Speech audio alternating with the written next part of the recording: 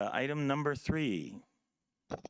Item number 3 is staff emergency items. I'm unaware of any staff emergency items.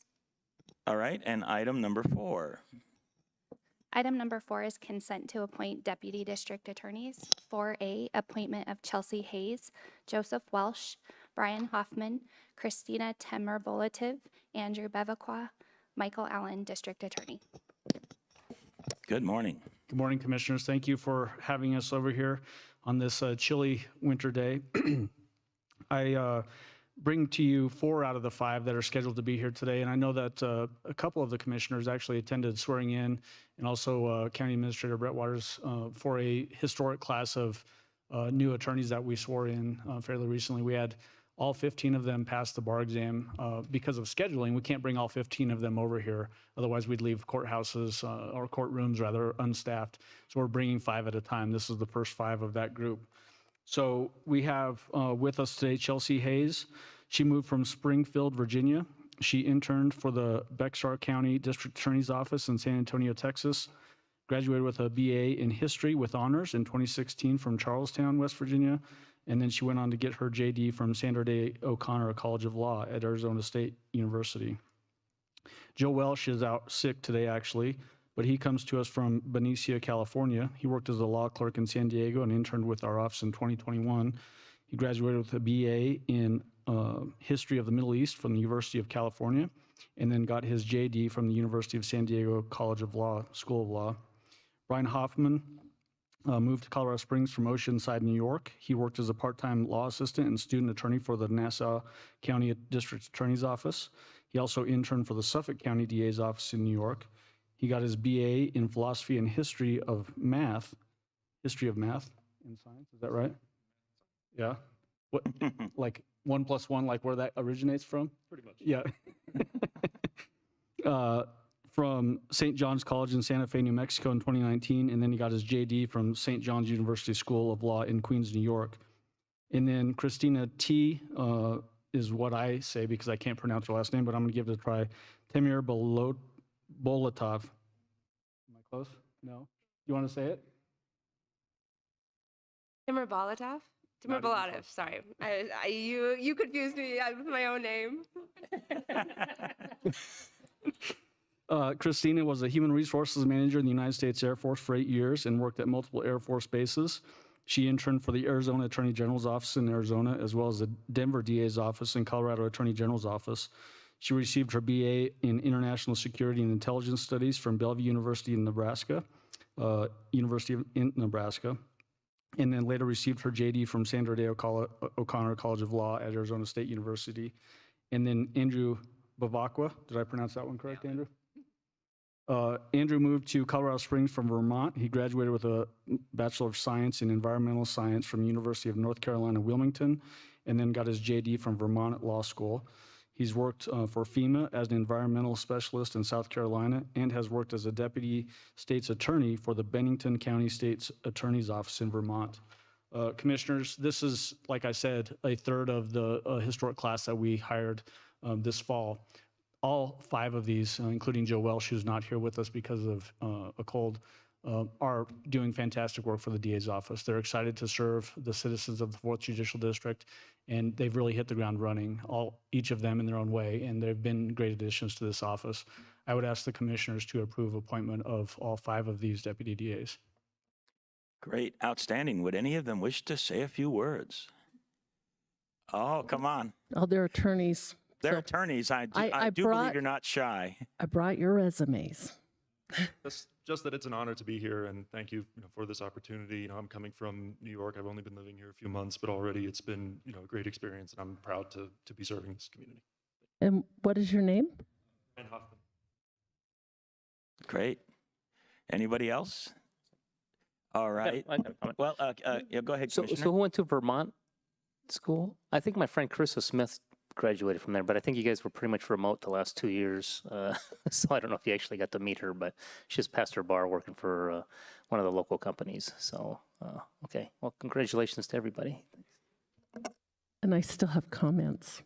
It's fun to print out their resumes. This is a good idea. Yeah, I So like reading the Chelsea, resumes. All right. If I could just ask some questions. Oh, yes. What I wanted to do was bring it up to the dais and open it up Yeah. for the commissioners, but I think we do have one more that wishes to come up and speak. I thought she was going to ask me a question. Oh, okay. I am. Commissioner Williams, go ahead then.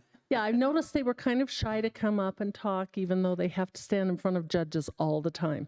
So, Chelsea, this is fascinating. The National Veterans Law Moot Court Competitor.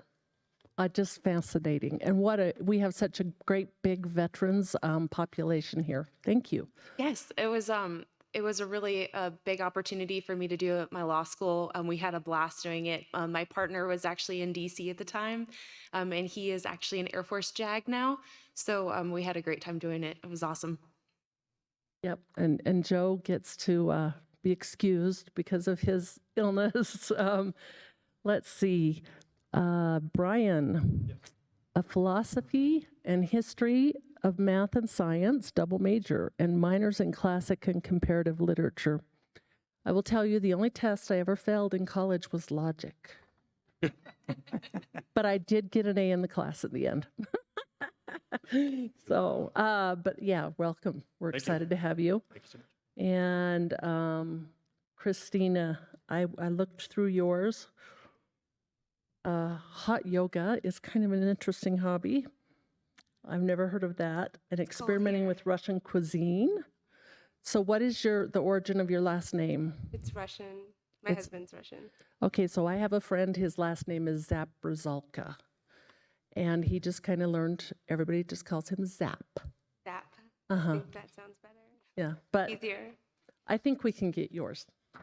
Right, District Attorney? Let's break it down in 2 parts. Okay. And I think we should have a lesson. I think she should break it down for us and we all have to repeat it back. And then Andrew, and the thing I found interesting on yours was the independent research project on the Commerce Clause issues between the Federal Energy Regulatory Commission, state programs, and the advancement of alternative energy generation. That sounds like a really useful paper for us some days, doesn't it? So these are just all issues we deal with. So I'm really excited that District Attorney Allen gets to have you in his office, and really excited to have you here. It doesn't matter which pro football team you support, because ours is doing crappy. Thank you. Thank you, Commissioner. All right, other comments from any of the other commissioners? Yes. So lots of good comments about your actual resumes here, which I appreciate. But I just thought it would be fun I have 2 questions. So lots of traveling from the East Coast. So number 1, I'd love for you to answer why you decided to come to Colorado, or the 4th JD, as it may be. And the second is, what is your favorite law-related book, show, movie, etc.? I got to know which ones are real and which ones aren't.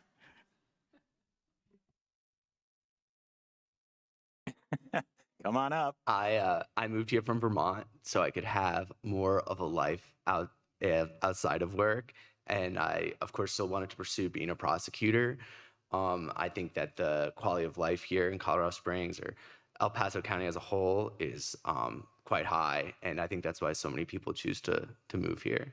My favorite law-related book is The Rooster Bar by John Grisham. I know John Grisham is a bit of an eye roller amongst the legal community, but I think the subject matter really approaches issues facing law students today.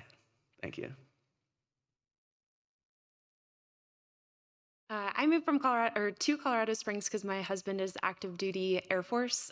So we were stationed at Peterson Space Force Base now, but it used to be an Air Force base. And are we on the record? Yes, you are. Well, I'll just say probably Lincoln Lawyer is one of my favorite movies. I know that's also cliche, but Matthew McConaughey, law, kind of all the things I like. So thank you. We appreciate your honesty.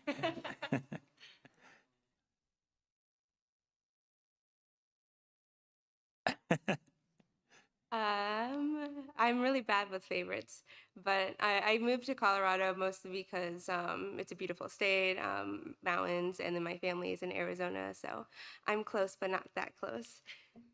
So they can't just come over and visit.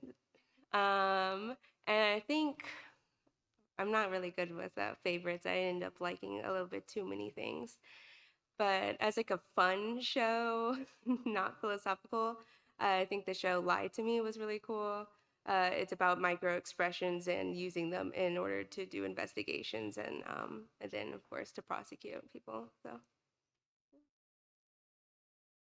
Went to college in Santa Fe, New Mexico, which is kind of at the southern tip of the Rockies. So I already had some years of getting to hike and ski out in the Rockies. And I just knew I wanted to be in the mountains and somewhere where, there was a great outdoors not too far away. As far as favorite law book, I guess Sophocles' Antigone is probably my favorite. The conflict between, the laws of the state and sort of family laws and when two rights collide, both sides in that play are sort of correct in their own way, but they can't exist at the same time. So I find that interesting.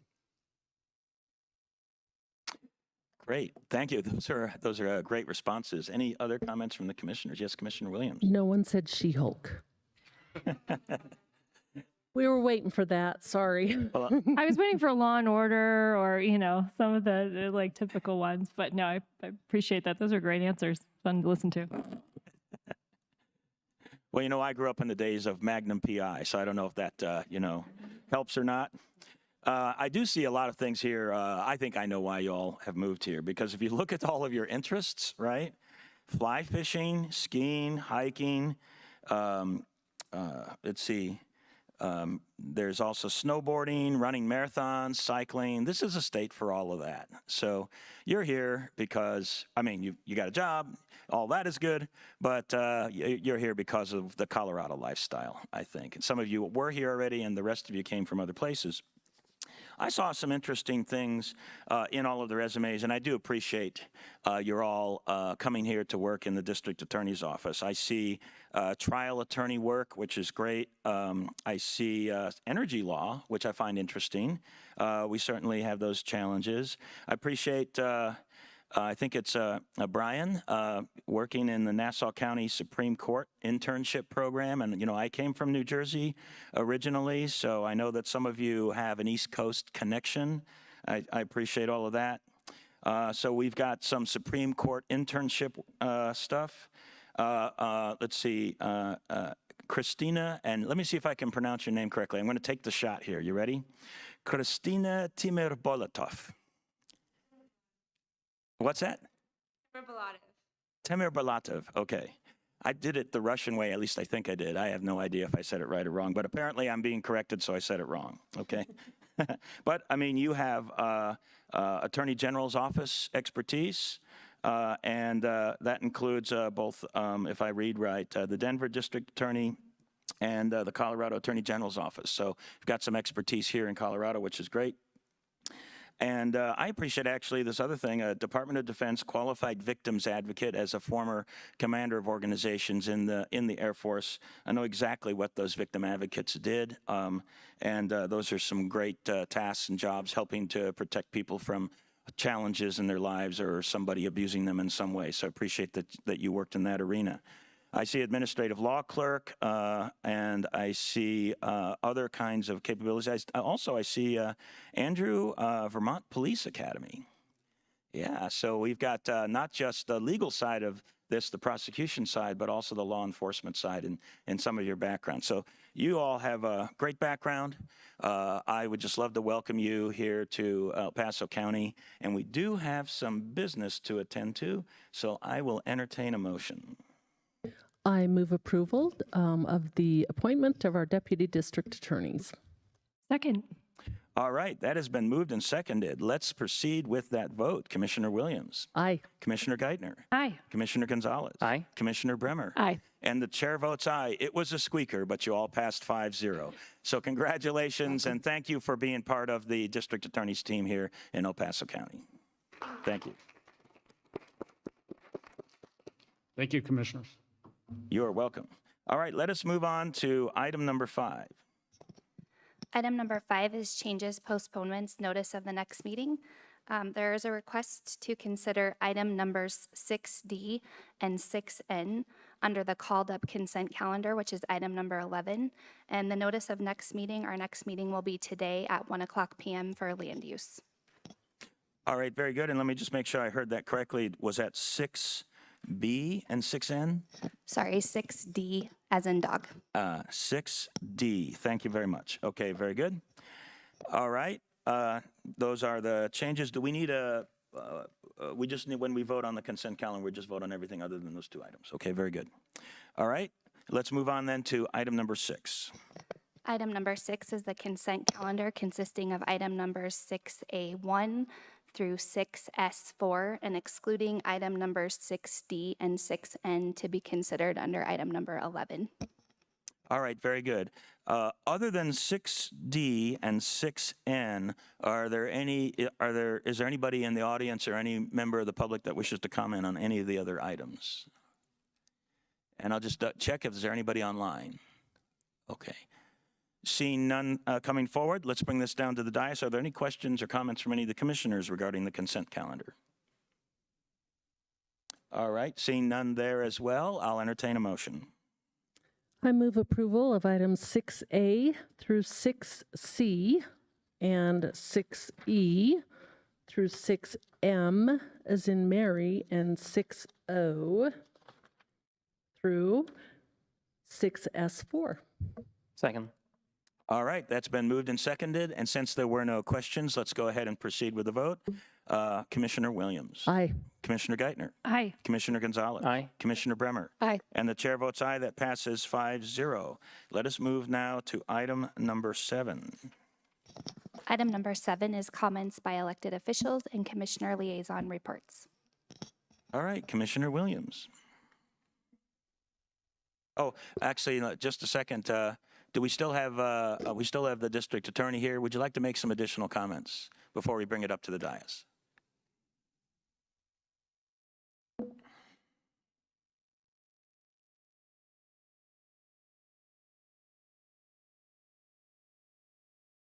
Thank you, commissioners. I hadn't planned on saying anything, but since you called me down, I figured I'd chime in.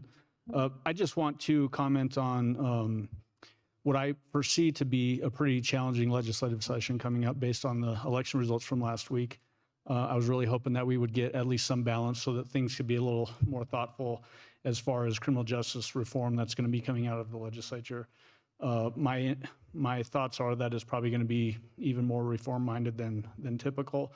We obviously had a vote that passed legalizing hallucinogenic drugs, including psilocybin and other drugs. The disappointing thing for me on that particular issue was the misleading way that was marketed for voting and the way it was worded. It was couched in terms of treatment, but it also just basically threw the doors open for recreational use as well. I'm afraid that we're sort of in the same boat that we were when we legalized marijuana, in that there hasn't been a lot of forethought into how it's going to be regulated and what that's going to do to our community, which is already a very drug-friendly atmosphere, very, very much encouraging almost to young people to get into drug usage. And I think that's detrimental to this community, to our state. It's certainly changed. I grew up in Colorado, and the character of this state has changed dramatically over the last 15-ish years since coming back from serving in the Navy. And it's distressing because I think people are being misled and walk down a path that we don't necessarily know where it's going to lead. So I am, encouraged, though, that people got out and voted, and that those votes have been counted. And, the clerk's office in this county and in all the other counties are doing a really good job of making sure that the voters' voices are heard. But I'm distressed in the fact that we don't have that balance that I think we desperately need in the state, and that we're being led down a path as far as permissive drug culture. So with those comments, I don't know if the commissioners have any questions specifically for me or want to add anything to that. Commissioner Williams. I have 2 actually. So in the voting, if someone signs their son's signature and votes, is that a felony? So it would depend. It could be a felony. It could be a forgery, which is a felony. It could be just voting twice. So say they voted their own ballot and then they voted their son's ballot too. That could be a little known fact, though, is that the legislature changed the voting twice statute to require that we have to be able to prove that they intended to vote twice. And so that adds a wrinkle. That makes it more difficult to actually prosecute people that vote twice. That changed, I think, 2 years ago. I know that our clerk and recorder, Chuck Borman, was fighting against that, but it was snuck into a really big bill, and that was a very small footnote to that. So these things are happening, and people don't necessarily realize it until it's too late. And I only mentioned that I heard someone on the radio, and I understand voters' frustrations with receiving multiple ballots.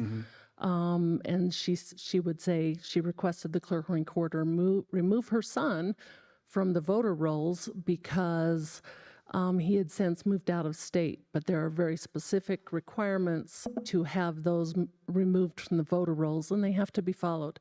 Whether it's at the clerk's office level, some of them are, I think, a little bit harder than they should be, or if it's by the individual voter or the child of a deceased parent. And so I was a bit stressed when I heard someone call on into the radio show and state that, because I felt like immediately calling in and saying, no, we don't want to encourage you to get into trouble. And so that was the one question. The other question might be more for the county attorney. The hallucinogenic drugs, there's no way the county can create an ordinance preventing that from being sold here. It's required by all counties. Yeah, so I think that's where the question comes in, is that we now have this legalization, complete decriminalization of what I consider to be, they couched it in scientific terms that it'll be used for treatment, but the studies on that are very incomplete and very preliminary. I think that's what I was talking about, is that there's not pre-thought out regulations on how this is going to be managed statewide, especially for communities like this that is a more conservative part of the state and is probably not as interested in the stuff being sold on the street corners in legitimate businesses. So that's where I'm distressed. I don't know if the county attorney wants to chime in beyond that, but that is the concern that I have, is that there's just no pre-thought ideas on regulation. Yeah, and it might be just something we might want our legislative team to keep an eye on, because that was, compared to the recreational marijuana, that was the frustration. At least with the marijuana, you are required to have a vote of the people to come into that, whereas with this one, it's stating, nope, you have to have it. So. Yep. So there may be other comments from the other commissioners, but I'm interested in making a point at the moment. Obviously, that legislation passed. Somebody has to build implementing instructions that provide some clarity on the nuances of it. And who would be doing that at the state level? Do you know?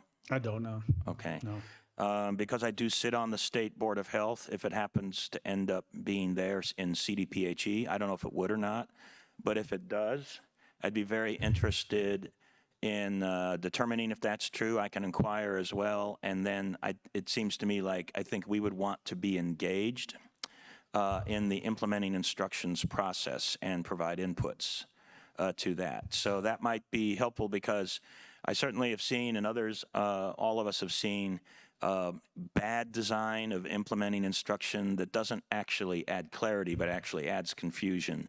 And I think the best we can do at this point is make sure we have clarity over, how the state intends on trying to regulate it. Yeah, it could be CDPHE. It also, off the top of my head, it could be DORA as well, Department of Regulatory Agencies. I'm just not sure which is going to be tasked with that, with regulation, coming up with good regulation on that. Yeah, well, whoever it is and however it's going to be done, it seems to me like that's an engagement point for us, and we need to figure that out and engage. Yep. And do what we can. Any other comments from any of the other commissioners? Commissioner Gaynor. I was going to touch on a little bit of this in my comments here in a few minutes as well, but I wanted to appreciate, or just thank you for bringing that up. I really do appreciate the conversation around this. These are tough conversations, and I agree the way that this was explained to voters. I think as I started having conversations, a lot of people were very confused about what it was and why it was, and that that continues to be a concern for me about,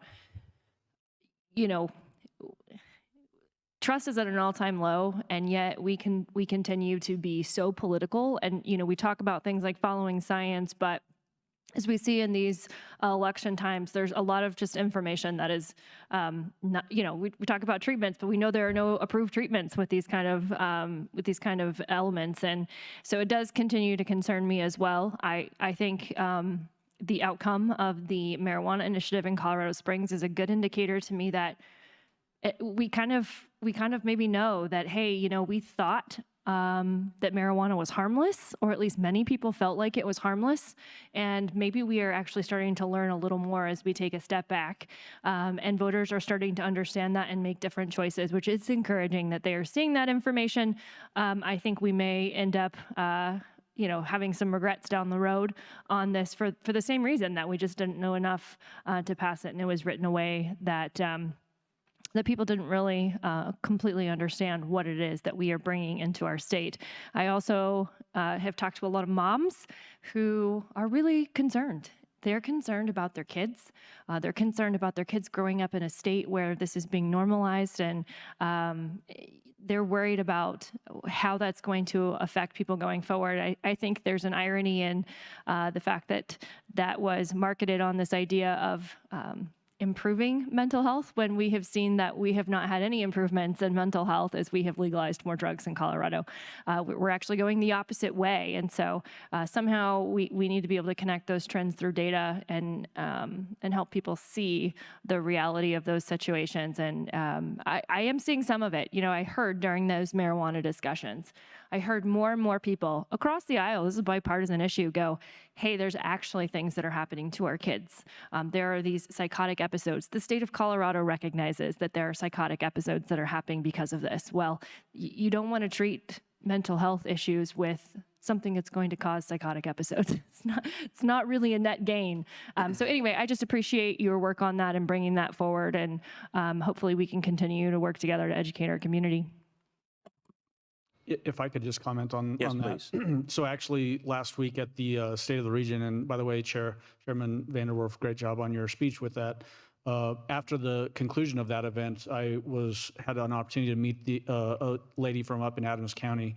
She actually is very much a Democrat. She told me that at the front end, but she's also the founder of Blue Rising, which is a group that is working against some of the drug issues that we're facing in the state of Colorado.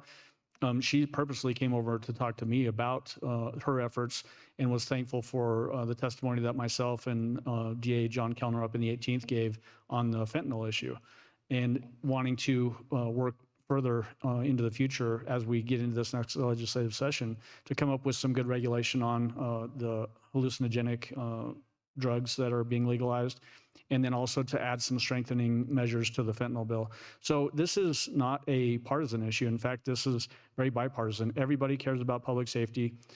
Every mother and father cares about the safety and health of their kids. So this is spanning across the aisle in this state. And it's important that we have those discussions and engage on both sides of the aisle to come up with some reasonable, common sense solutions to what we're facing. Great. I do appreciate you bringing that up. That's really enlightening and hopeful.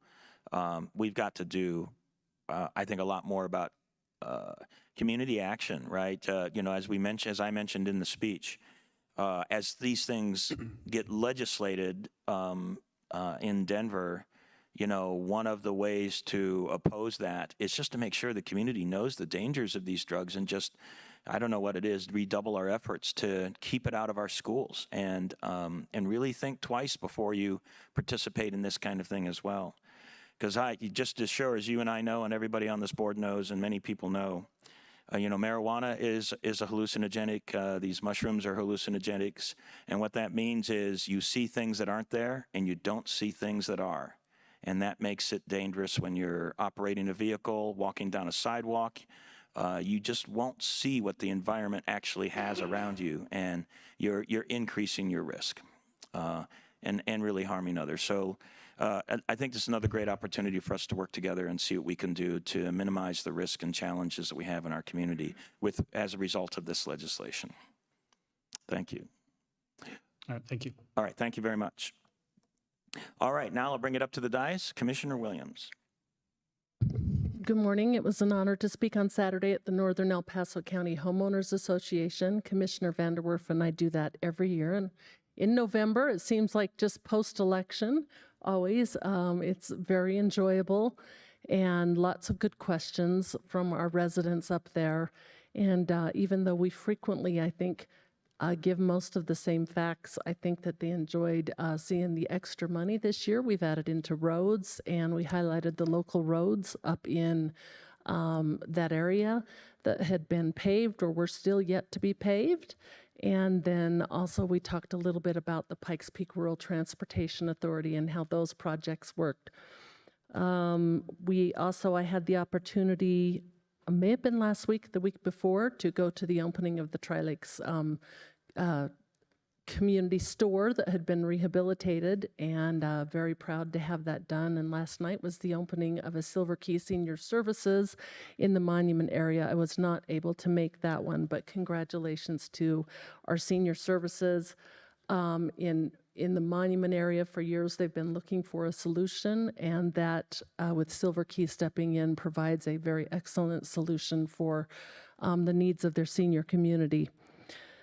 This week, we have obviously a long day today, and then hoping to attend the Honoring the Brave breakfast on Thursday. The military, if I do have the Military Advisory Council, attending that on Thursday. Since it conflicts with the Honoring the Brave breakfast, that might be canceled. And the Colorado Springs Business Journal Women of Influence ceremony. And then other than that, we're doing some interviews for some boards that we have coming up this week. And I really want to wish everybody a happy Thanksgiving at this time of year. I'm very, very thankful for our wonderful employees and for the hard work that they've given us all year. We've made tremendous strides in great areas, including in our Public Works Department and in our roads, and we appreciate, even when our staffing's been low, everybody has come and given more than 100% every day. And so I just wanted to thank our employees and wish them a happy Thanksgiving and hope they get some time with their families and not have a snowstorm. So that's what we hope, so that they don't have to be out plowing roads. Thank you. Great, Commissioner. Great comments. Commissioner Geithner. Thank you, Mr. Chair. It's a busy week. I have both a Pikes Peak Library District and Fair Advisory, as well as the Honoring the Brave breakfast coming up. Also, a meeting of the Opioid Council subcommittee, which is rolling along. And just as a reminder, that is the council that is using funds from a lawsuit for pharmaceutical companies for holding them accountable for the opioid epidemic.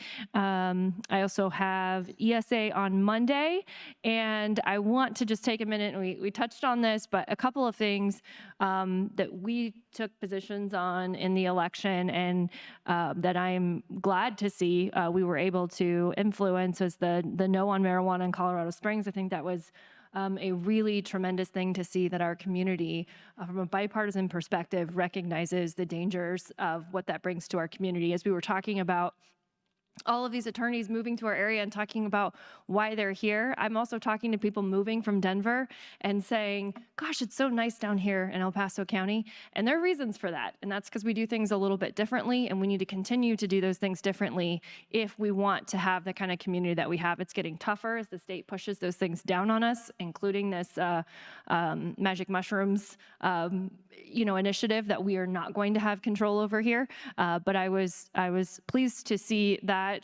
voters understood that we have a very unique community here, and we want to keep it that way. Also, the reduced income tax, we took a position on that. I was glad to see that that passed. I think that it's important for us to continue to hold government to a limited position. And we know that that is something that Colorado voters have generally appreciated. Glad to see that that passed, and glad that we took a stand on that. And then the last one is Amendment E, which was related to the homestead tax exemption for Gold Star spouses. Those are spouses whose their spouse was killed in service to our nation. We are right on the cusp of 88% in our state. I think it was 87.93 when I looked this morning of approval for that. That was really encouraging to me. I'm so glad that we live in a state that recognizes how important our servicemen and women are and how important it is to take care of their families when they are killed in service to our nation. So that was also very encouraging to me. Really grateful that we took a position on that. And just because I'm a little bit nerdy, I wondered how many ballot initiatives have passed at that type of a percentage in our state's history. And believe it or not, the state of Colorado actually has on their website a page that lists every ballot initiative and what the percentage was and the outcome of was that. So I went and I looked, and this is the highest percentage, I believe, if I'm looking at this correctly here, of any ballot initiative in over 100 years. And that was pretty interesting to me to see that there are still things that we can agree on to that great extent. So that's all my comments for today. Thank you, Commissioner. Great comments. Commissioner Gonzalez. Thank you, Mr. Chair. I just want to thank everybody that came out and supported all the Veterans Day activities this past weekend. I did get to speak at the Miami Yoder School for their school Veterans Day program on Friday. And then this week, tomorrow, I have I believe we have the airport advisory meeting, and then on Thursday we have a full day of we've got the breakfast that we're honoring the brave breakfast. There is and I'll come back to it in a minute, the Veterans Job Fair, and then also the Women of Influence luncheon. And I think I've got that. That's all I've got. I did want to highlight the Veterans Job Fair. We do call it the Veterans Job Fair, but it's a job fair this Thursday, I believe from 10 a.m. to 1 p.m. Everyone is invited. The first hour is reserved, however, for veterans and their family members. However, it's open to everybody. It is the largest in the state, and I do encourage anybody who's looking out there for a job. There's going to be over 100 employers represented there. And again, this is the largest in the state put on by our Workforce Center. Thank you. Thank you, Commissioner. Great comments. Commissioner Bremer. Yes, thank you, Mr. Chair. First of all, I want to thank all of our citizens who exercised their right to vote.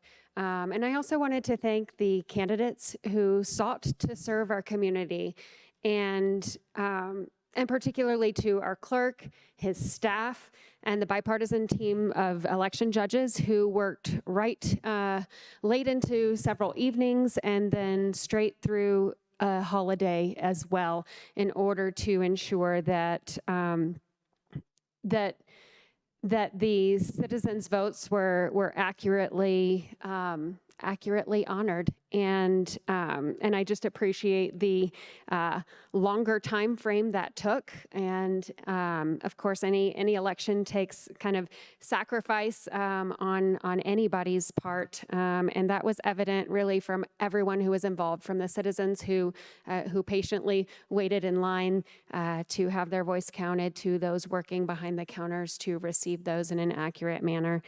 I know that we will have several opportunities over the next few months to meet with our local delegation, and through PPACG and other entities that will be getting the El Paso County delegation together with other leaders in the community. I look forward to some constructive conversations about how what goes on in Denver really does impact us here locally. And be able to communicate a few of our local priorities as well. If you missed the State of the Region last week, I hear it is available on our YouTube channel, on El Paso County's YouTube channel. So I'd encourage you to, if you'd like a quick synopsis of what's going on here and you missed that, please do take a look at that. We had a productive water work session with Colorado Springs Utilities yesterday. It was incredibly informative, and we hear a lot about water, and it was interesting to kind of sort through what the problems really are and what they aren't, and also to see that really to highlight that it's an issue that we're going to have to approach from a regional basis, and CSU is really just one of the players, and mostly on the unincorporated El Paso County side, we are dealing with several other water districts, and so to kind of have us be able to talk to each of the entities and figure out how we're going to approach this regionally, I think is fairly important. My calendar is also full this week. I think we'll be dividing and conquering a lot. Empty stocking fund was one of the things I heard that I didn't hear mentioned. That is taking place, I believe, tomorrow evening. And that's a conglomeration of over 20 charities. So if you donate to the Empty Stocking Fund, you are donating to charities that have been identified for specific purpose in this community. And then I will also be speaking at the Age Friendly Pikes Peak Summit that's taking place on Thursday morning at the City Auditorium. If you're interested in aging issues, we have a rapidly growing aging population that still chooses to call El Paso County home, and addressing some of those issues that they have in front of them is an important thing for us to do, and that is on Thursday morning, and I believe there is still room at the City Auditorium for that. And then I will also be attending several of the other events my colleagues have mentioned. I'm excited about Women of Influence in particular. Thank you. Thank you, Commissioner. Great comments. And my comments before we continue through the agenda. I just want to thank everybody that attended the State of the Region. There's some clear messages in that State of the Region. First of all, it is just so important to recognize the great employees and the great elected officials that are in El Paso County and work so hard to deliver services to the community. But I also want to thank the community itself, because as one of the things I stated in the region, communities win when they collaborate. And that is what we're doing here. It's so important to recognize that. And by the way, it's important to recognize we can lose that too. So we have to continue to work at that because when we work together, the community wins. I appreciate the comments of my fellow colleagues regarding some of the ballot measures that took place. I was thrilled that Amendment E also passed at such a high percentage. I believe it had been difficult to try to get stuff like that passed through the legislature. I'm so glad it was placed on the ballot and was successful. And now we can honor the Gold Star, moms and dads. And I think that's important. Also, PPRTA passed with high numbers, and I think that's also a very strong message as well. When a ballot measure and activity is clear, focused on essential services, the funds don't get diverted, and you have a record of past successful performance, this community will support ballot measures like that. When ballot measures don't have those things, it becomes a lot more problematic. But that passed overwhelmingly as well, and I'm just grateful for that, because that's going to continue to allow us to raise money locally and keep it local for infrastructure.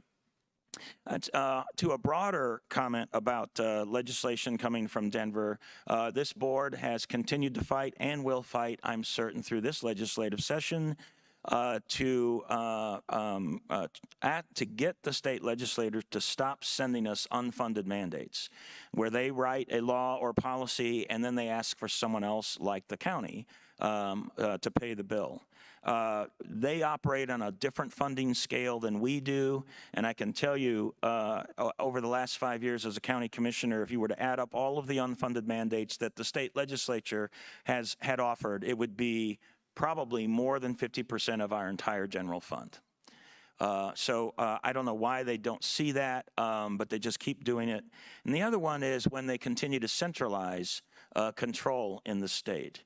Local government is better at understanding the unique needs of our communities, and I wish the state legislature would stop doing that one as well.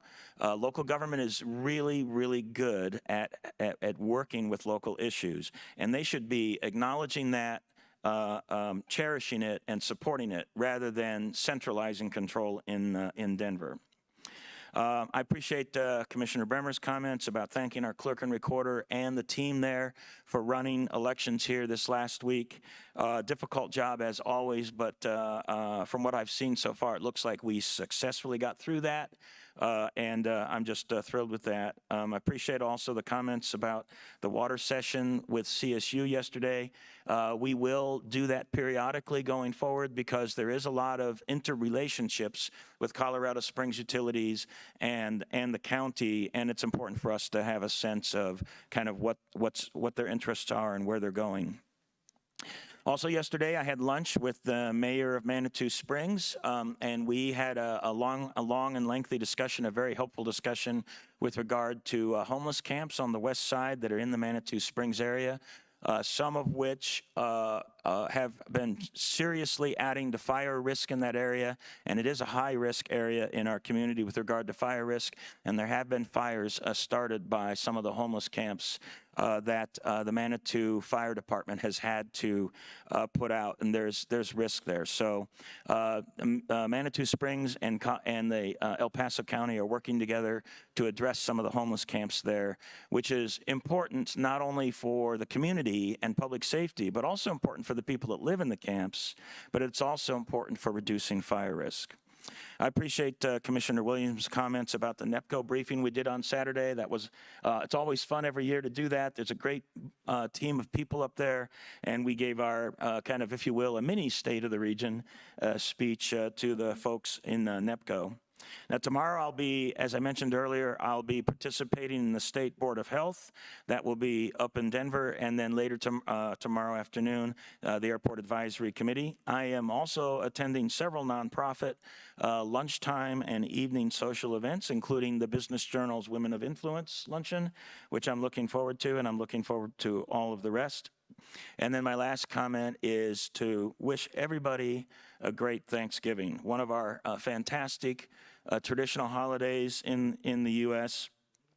And it's a time for family. It's a time to get together. It's a time to kind of be grateful and thankful for all that we do have. And I hope that everybody has a wonderful Thanksgiving, a safe Thanksgiving, and we get to see all of you working hard on the other side of our Thanksgiving holiday. Those are my comments for today. Let us go now to item number 8. Item number 8 is community service organization reports, and there are none. Very good. Item number 9. Item number 9 is public comment on items not scheduled on the agenda. This is the opportunity for the public to comment on an item not scheduled on today's agenda. And Mr. Chair, I don't believe anyone signed in ahead of time for public comment, so I have no names to read into the record. Okay, very good. Thank you so much. Is there anybody in the audience that would like to come down and speak to any item that is not on the agenda? All right, seeing none, just one last check. Anybody online? Nope. Okay, very good. Let's go ahead and proceed on then to item number 10. Item number 10 is the proclamation recognizing Small Business Saturday. Cami Bremer, Vice Chair, Board of County Commissioners. Commissioner Bremer. Thank you. If we have anybody present for this, if you'd like to make your way down as I read this, that would be great. Thank you. I would like to move the following proclamation recognizing Small Business Saturday. Whereas the Board of El Paso County Commissioners celebrates our local small businesses and the contributions they make to our local economy and community. And whereas, according to the United States Small Business Administration, there are 32.5 million small businesses in the United States. Small businesses represent 99.7% of firms with paid employees. Small businesses are responsible for 62% of net jobs created since 1995. And small businesses employ 46.8% of the employees in the private sector in the United States. And whereas 79% of consumers understand the importance of supporting the small businesses in their community on Small Business Saturday, 70% report the day makes them want to encourage others to shop small, independently owned retailers. And 66% report that the day makes them want to shop small all year long. And whereas 58% of shoppers reported they shopped online with a small business, and 54% reported they dined or ordered takeout from a small restaurant, bar, or cafe on Small Business Saturday in 2021. And whereas El Paso County supports our local businesses that create jobs, boost our local economy, and preserve our communities. And whereas advocacy groups, as well as public and private organizations across the country, have endorsed the Saturday after Thanksgiving as Small Business Saturday. Now, therefore, the Board of El Paso County Commissioners hereby proclaims November 26, 2022 as Small Business Saturday, and urges the residents of our community and communities across the country to support small businesses and merchants on Small Business Saturday and throughout the year. Done this 15th day of November, 2022 at Colorado Springs, Colorado. Signed, the Board of El Paso County Commissioners of El Paso County, Colorado.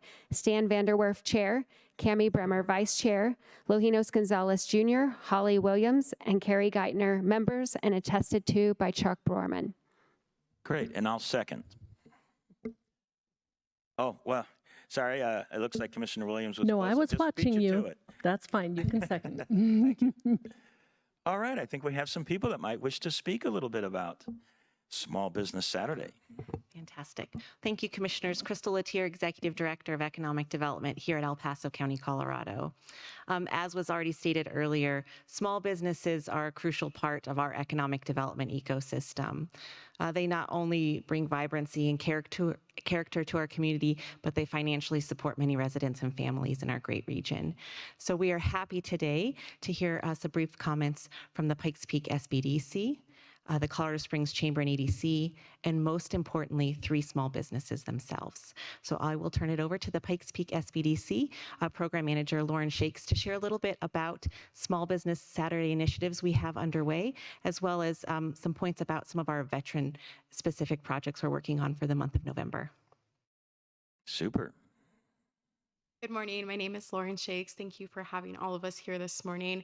I'm the program manager at the Pikes Peak Small Business Development Center, and we couldn't be more thrilled and excited to recognize Small Business Saturday in just a couple weeks. Part of our work for Small Business Saturday is really highlighting our amazing small businesses in our community. Doing that, we're going to spotlight several of our small businesses across our social media.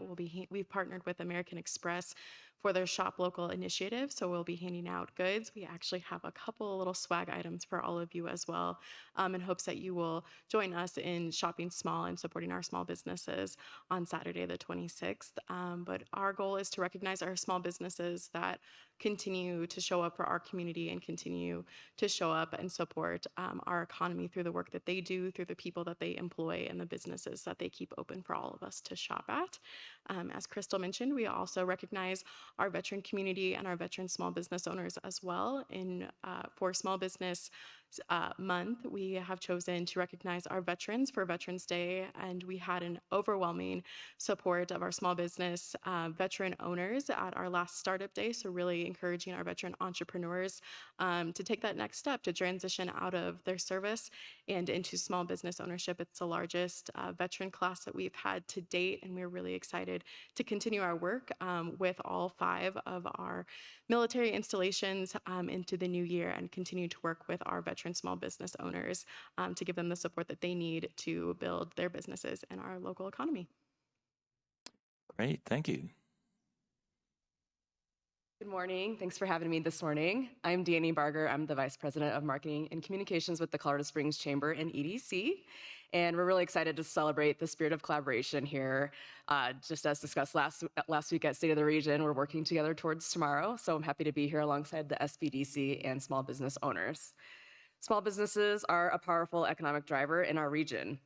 We appreciate the risks that they take to enrich our community and make it a vibrant place to live and do business. And that's why we're dedicated to support them and ensure their voice is heard at the state capitol. And on a lighter note, we look forward to shopping on Small Business Saturday and every Saturday. Thank you. Awesome. Good morning. Good morning. Thank you all for having us. My name is James Proby. I own a small business in Colorado Springs called the Men's Exchange. I believe that I know most of you at a personal level as well as a professional level, so thank you guys so much for having us. As previously stated by Commissioner Brimmer, small businesses really are the backbone of our community, of our society. But the things that we don't tend to talk about as often as we should is the fact that large businesses and online businesses do not contribute at the same rate to our infrastructure, to our response rates in public safety and public health. It is vital that we support all of our small businesses. And it's incredibly important that we share that information, not with just our general community, but with those individuals that are transitioning out of the military as well. We have a large military community, and I understand the comfort of being able to walk into a store that is nationally recognized, that you can get the exact same experience in North Dakota that you're going to get in North Carolina.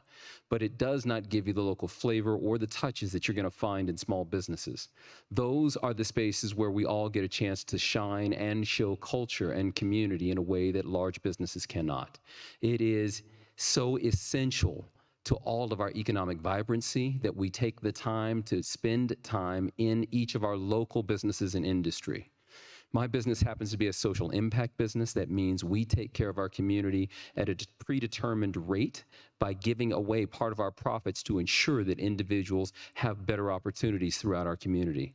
Although we have that as a unique space, we are not unique in El Paso County, as we have one of the largest communities involved in social enterprise and social impact. We need to champion those as well. Thank you for taking this opportunity to really shine a light on small businesses and make sure we continue to do so in the future, so that as we encourage individuals into entrepreneurship, they understand that they're being supported at the local level. Thank you. Great comments. Who else? Good morning. Thank you so much for having us here today. My name is Christy Rigdon, and my husband, Pat Rigdon, and I are the proprietors of Mary's Mountain Cookies downtown in Colorado Springs. And so we are transitioning. This is our first year in business here in Colorado Springs. We are transitioning from being local leaders in our respective previous jobs. And so we purposely chose to go into business in downtown Colorado Springs because of the vibrant community, because of how many of the businesses are locally owned and operated. And we live in the community, have for many, many, many years, my husband, his entire life. And so we wanted to do something fun, something that brought joy to others, and to do something where we could still contribute to our community. And we love Colorado Springs. And so we're super excited about Small Business Saturday. If our orders that we've received so far for the holiday season are any indication, we think it's going to be a strong year.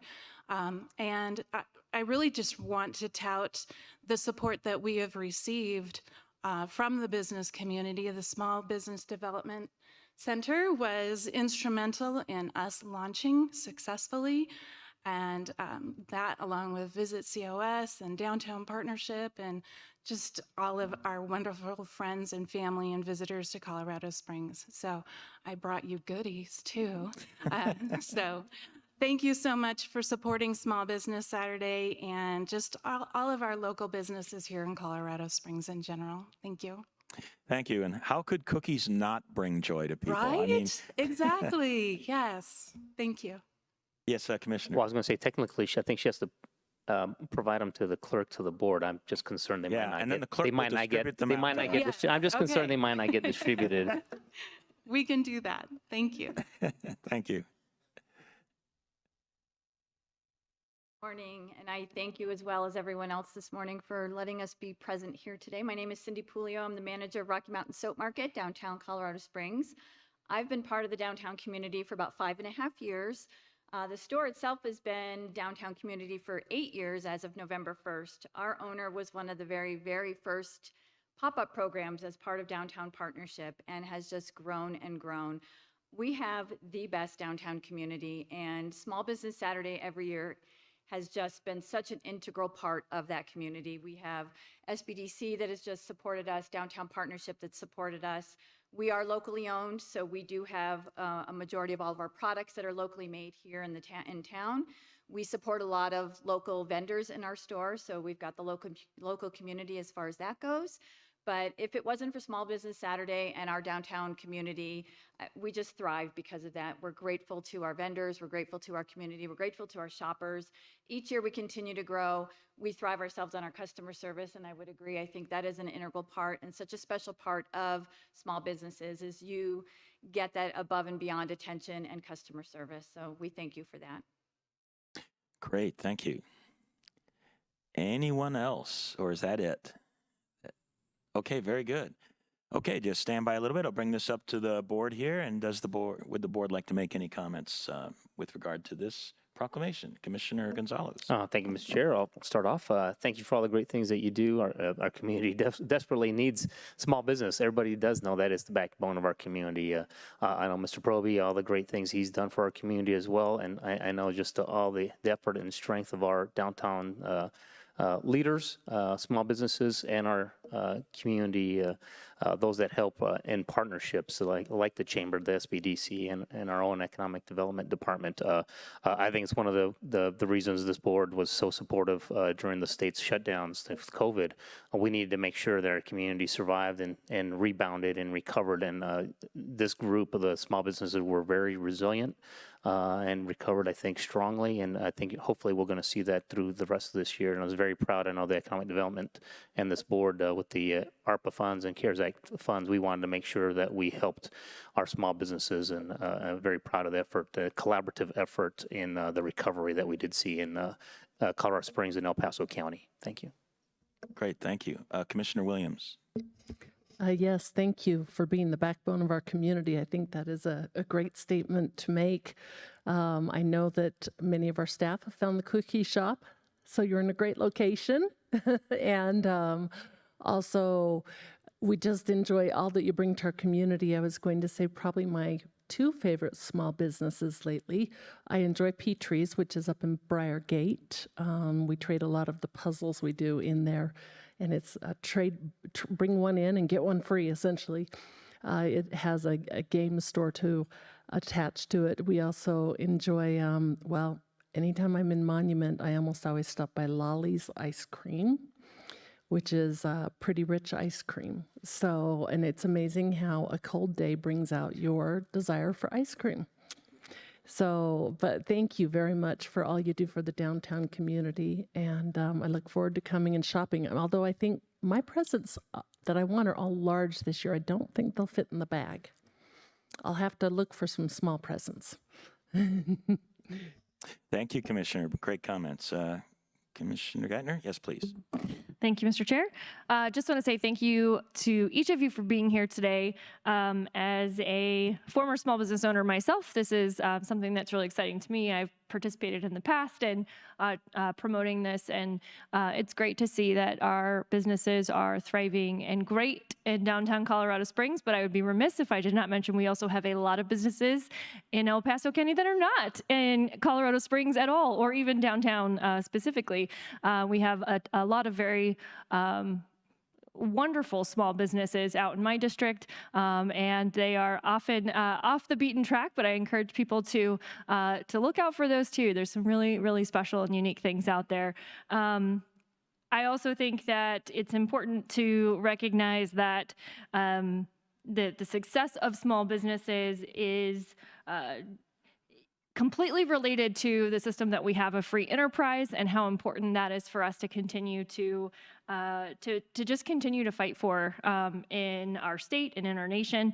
I think that we as a board have fought very diligently in our state to make sure that small businesses have the freedom to operate and have the ability to not have so many regulations pushed down on them that it's impossible to start a new business. And we know that that is very challenging. So I think that's a big part of just acknowledging how we support small businesses, in addition to hopefully getting out and doing some shopping. I also want to point out that though Small Business Saturday is about shopping in the holiday season, which is a lot of fun, that we have a lot of small businesses that provide services as well. So it's not just about heading out to those stores, but there are also great opportunities to do gift cards for services and things like that. So just think creatively as you are out there trying to support our small businesses. And I want to thank each one of our business owners that are here for, yes, the risk that you take, the time that you put in. I know that it is a lot of hard work and it takes a lot of dedication to be able to keep your small business afloat. So thank you for your dedication to our community and for bringing us such wonderful services and products to our community for us to enjoy. Awesome, great comments. And as is our tradition, we'll have Commissioner Bremer, the reader of our proclamation, provide our closing comments. So I'll make my comments now. I appreciate everything that you all do to support small businesses. We do that in the county. We do that in the chamber. And small businesses, gosh, they are the engine that makes the country go. I imagine that's obvious to the small business owners here, and thank you for being here. But it is so true. And, small businesses are what make communities fun and interesting. I'll just give an example. Manitou Springs has all kinds of quirky little small businesses, but actually isn't that part of the fun? Isn't that what makes it interesting to go there and see that? So I just want to make a comment a little bit on Mr. Proby's comments. First of all, thank you for your men's exchange. It's a great business, but thanks to all of you for all the businesses that you have. But I appreciate your comments. I do think small businesses are better at local philanthropy, for example, because they know the community better. And in fact, it dawned on me as we were going through this, the commissioners made comments recently about how local government is better at understanding the community than, say, the state or federal. Well, there's an analogous component between a local small business and a big box store. The local small business understands the community more than the big box store, the national chain. So those local businesses are important because they help to preserve and grow our culture and our community. They help to provide unique services and products that our community might be looking for that others might not be able to offer. And I think it's great that we can continue to honor our small businesses in town, and they are so essential to the fun and the dynamics, but also delivering services and goods. And I appreciate Commissioner Geithner's comments about small businesses are not just about products, but they're also about services. So, for example, I'm really glad there's several small businesses in town that can fix my furnace at my house, especially when winter comes, right? So it's great that we have those also. So those are my comments for today, and we will pass this now to Commissioner Bremer. Thank you. Thank you all for being here. Thank you for what you do for our community. And, we're serving our community in a very particular way up here, and you have chosen to serve it in a very particular way where you are. And it takes all of us. It takes all of us to do that, and I am deeply appreciative. And, Commissioner Gonzalez brought up these state shutdowns that we kind of had to figure out how to deal with locally back in 2020. And if there's a silver lining to any of that, it's really that it further and more tightly connected us as policymakers to our small business community. We heard directly from you of your impacts. We could see your impacts, but we heard directly from you about how we could figure out how to piece something together to navigate it to a place where our small business owners could still survive and thrive and keep their doors open. And that, that was eye-opening.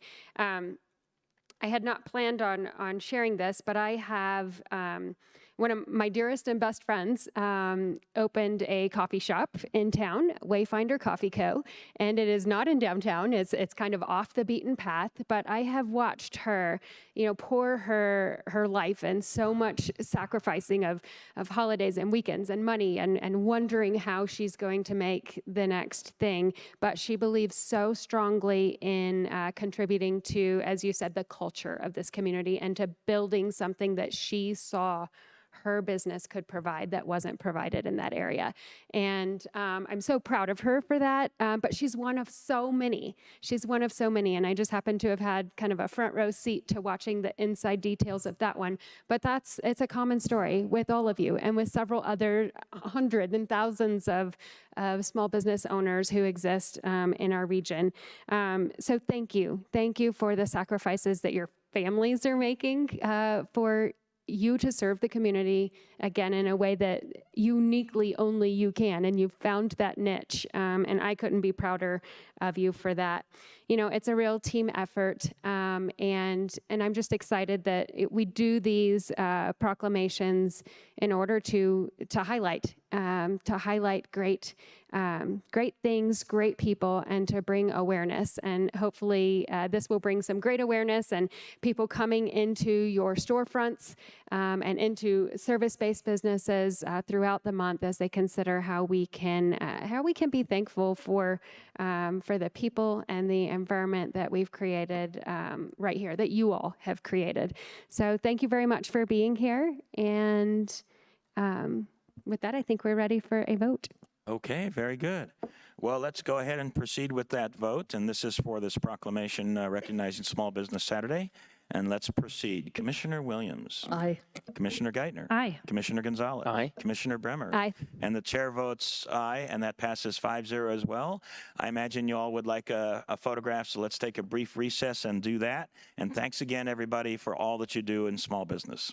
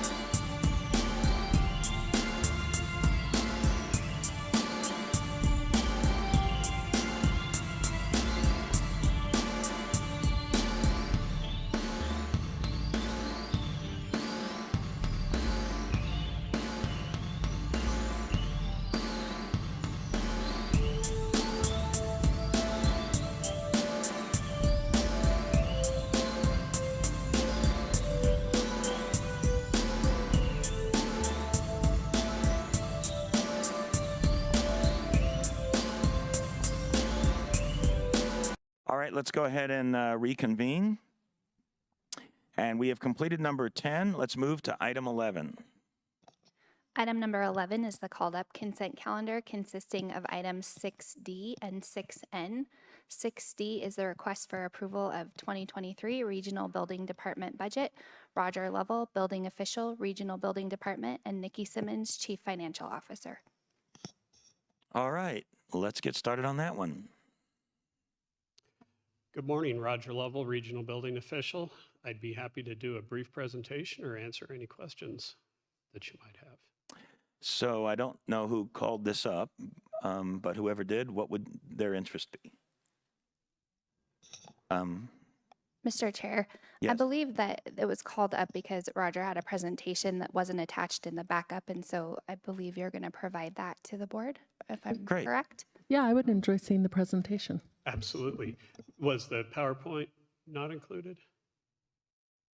Okay. I don't think the PowerPoint was attached to their backup. So There we we'll see go. it for the first time at your presentation There right we here. go. I apologize for that. I think I know how to work this thing. Thank you. Thank you for the opportunity to be here this morning. It's our pleasure. This is our 2023 budget. And just a little bit of overview, as you see on the slide up here, as of September 30th, we had 3,113 single-family permits, which is a decrease of 22% over the same time period in 2021, and a decrease of about 14.5% over 2020. You'll see in a later slide, those do seem like pretty significant decreases, but we're kind of comparing them to some historical levels. New commercial permits, we saw a decrease of almost 2.5% over the same time period in 2021, but an increase of 35.7% over the same time period in 2020. Total construction valuation, about $3.1 billion in construction valuation, which is a decrease of about 5.3% over the same time period in 21, and an increase of 4.8% over the same time period in 2020. We've seen a slight decrease in the last couple of months, mostly due on the single family side. We've remained busy on the plan review and inspection side of things as well. We always like to focus. Thanks. Sorry to interrupt you here, but I just wanted a clarification because I'm so privileged to have so much information from the regional building meetings. But if you could just go back quickly to that last slide. I wanted to point out, and if you could explain for the board, as we're talking about this decrease in single family and then an increase in commercial, can we talk about the multifamily and how that relates to these numbers? Absolutely. And I do have some single family numbers here that I do not believe are part of the slide. Yeah, single family construction has kind of tapered off in the last couple of months, and it really it was going along very strong. And I apologize, I don't have a graphic. You'll have to use my hand, but it kind of dropped off, and now it's plateaued. And we haven't continued to see a decrease in that. Commercial construction typically lags behind residential construction by somewhere in the 18-month range. So commercial constructions remain very strong. But on the multifamily side of things, let's see, these numbers are as of October, but as of October 31st, we had 4,463 multifamily units, which is an increase of 60.4% over the same time period in 21, an increase of 338% over 2020, and 331% over 2019. So as of October, we have more than 9,000 multifamily units under construction. And when I talk about multifamily, we're talking about generally apartments.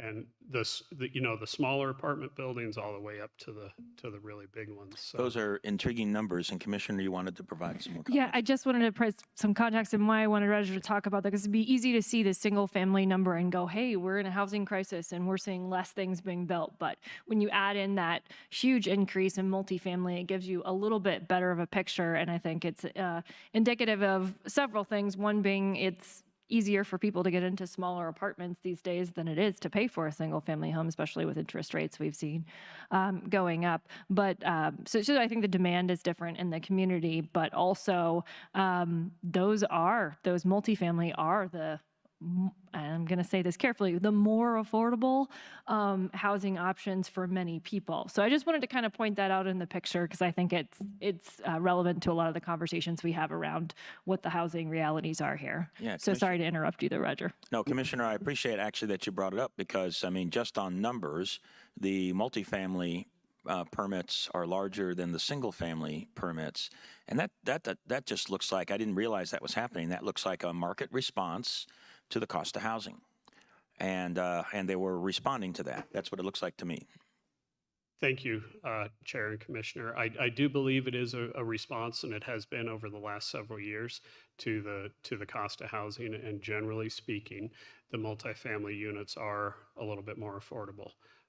And I think that because of that, because of inflation and a number of other factors, that we will continue to see multifamily construction remain strong, at least throughout next year. And we do anticipate residential or single family, I should say, starting to come back probably late 2023. Okay, great. Thank you. Please continue. Sure. Thank you. We always like to, when we're developing the budget, go back and look at a couple of our goals and see if we accomplished our goals. One of the accomplishments that we had this year was completion of our satellite facility.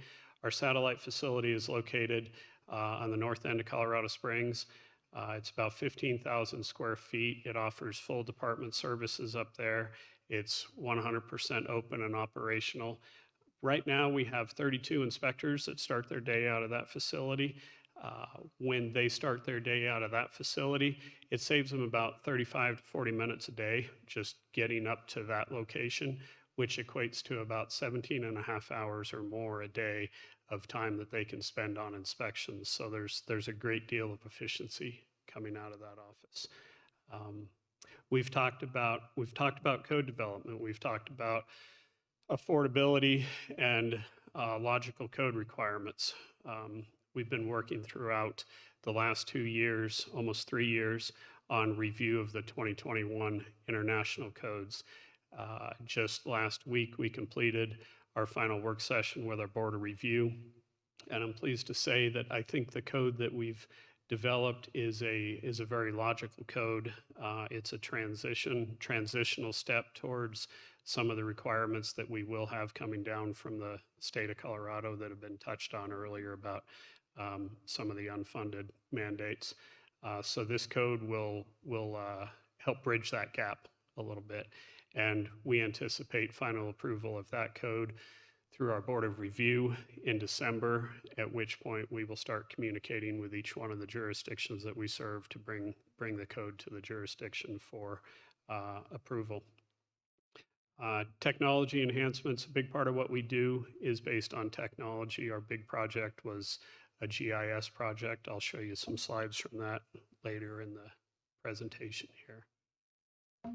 Some of our goals for the next year, COVID kind of taught us one thing. It taught us how to work remotely, but it also taught us the importance of teamwork and the importance of working with your employees.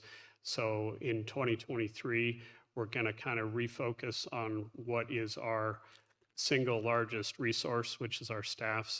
Approximately 75% of our budget is payroll and benefits. So we're a very people-based organization. And what we need to do is get back in touch with our employees, really work with them.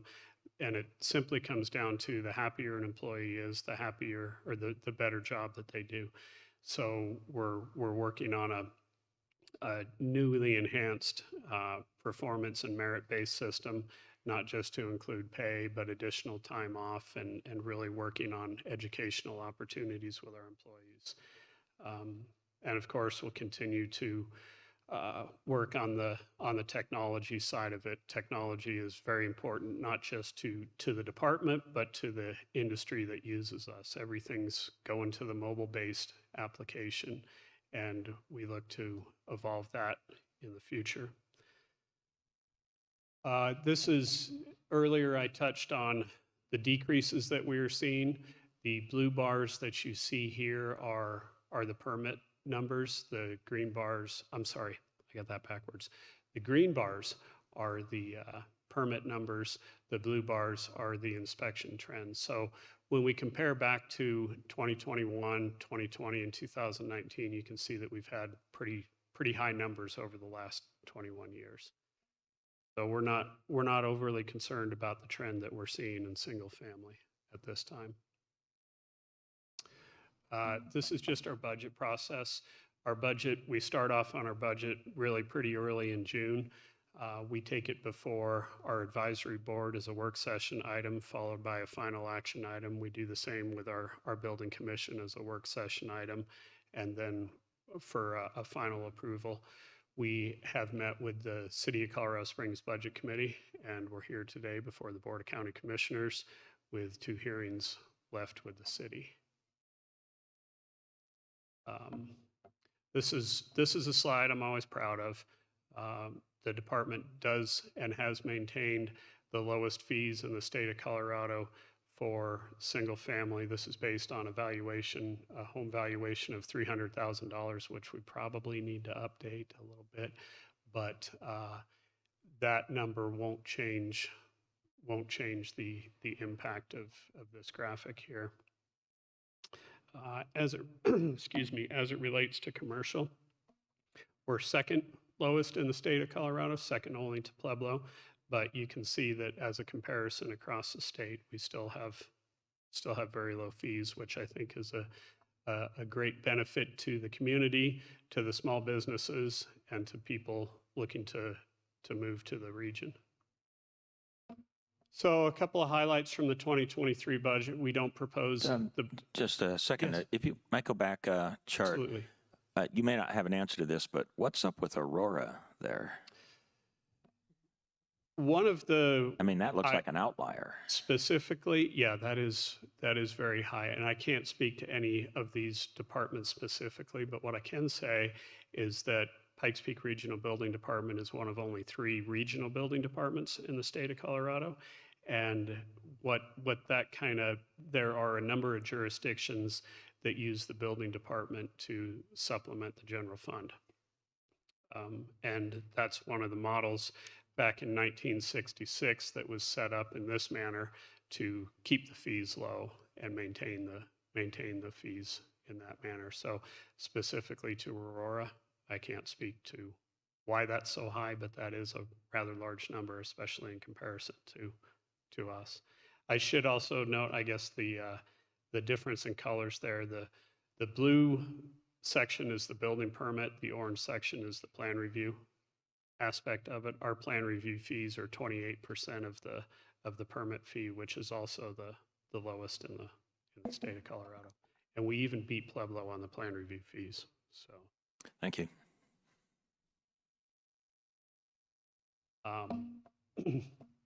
We don't propose any fee increases in this budget. A fee increase would come before the commission in a couple of different manners. We will continue the licensing rewards program, and I've talked about this before, but the licensing rewards program is a little bit self-serving to the department. When we have contractors that are really doing a good job and taking care of their permits and taking care of their customers, it results in less work for the department. So what we have is a program where, and I believe this is the 6th, maybe the 7th year that we've done this, but contractors that meet specific criteria, they don't have any administratively closed permits, no complaints, they can renew their license or registration at no fee. And that equates to, overall, it's about a $300,000 savings across all contractors. As of August 31st, we had 1,091 licenses or registrations renewed, and that's an increase of about 3.1% over the same time period in 21. So it's an incentive to do a good job. And it's not a huge number to each contractor, but every contractor that you talk to that receives it greatly appreciates it. We have had looking at the 2023 budget and projected revenue, We had to anticipate the economic slowdown that we're looking at, and we were able to capitalize on a couple of savings in a couple of different areas. We are carrying all of our positions that we currently have into 2023, but we don't anticipate hiring any new positions. So we carry those positions, but we hire more on an as-needed basis. Medical insurance, we were actually able to negotiate a decrease in our medical insurance costs, so that was a success. And our fleet is in very good shape, so with the decrease in hires, we can cut a little bit from our fleet budget, about 10% for 2023. This is a balanced budget, and it anticipates $12,477 in revenue. Same in expenses. It is a decrease of about 5.3% over the previous year's budget. I think that what this budget does overall is it gives the department the flexibility that we need to be able to operate, to remain sustainable, to be able to take on a potential downturn in the economy, or also face a stronger economy than we anticipate. Any questions so far on? Just a quick question for me. For your 21, 22, and 23 budget, you have the same ending fund balance. How in the world did you do that?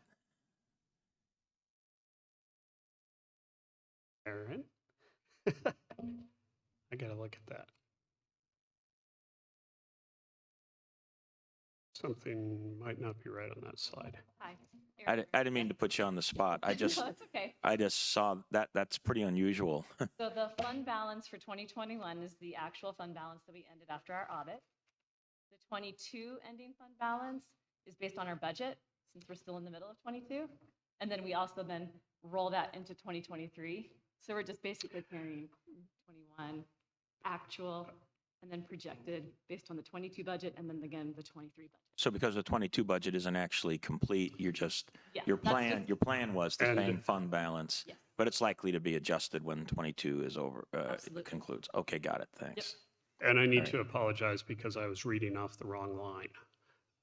So that's my error. The anticipated budget, the budget for 2023 is $22,651,199 under the total expenses line Okay. there. I just automatically jumped to the bottom of the page. I should know better. There we go. Thank you. All right. I was like, wow, how did you plan your expenses to over the revenue to come to the exact same number again? That's amazing. But okay, it's That just would be amazing. just an error on the chart. Thanks. Yeah, I apologize. All right. Just a little breakdown on our revenue. Every year, Aaron goes through great detail on where our revenue is coming in, how it looks versus our projected numbers, and then we kind of go through that with a fine-tooth comb and make some changes in those areas. Here's our revenue trend. This is somewhat, those colors are a little hard to see. This is somewhat indicative of what we see in the single family. The dark blue line is the 2022 line, and you can see that significant drop in July. That's pretty much indicative of what we saw with the single family line as well.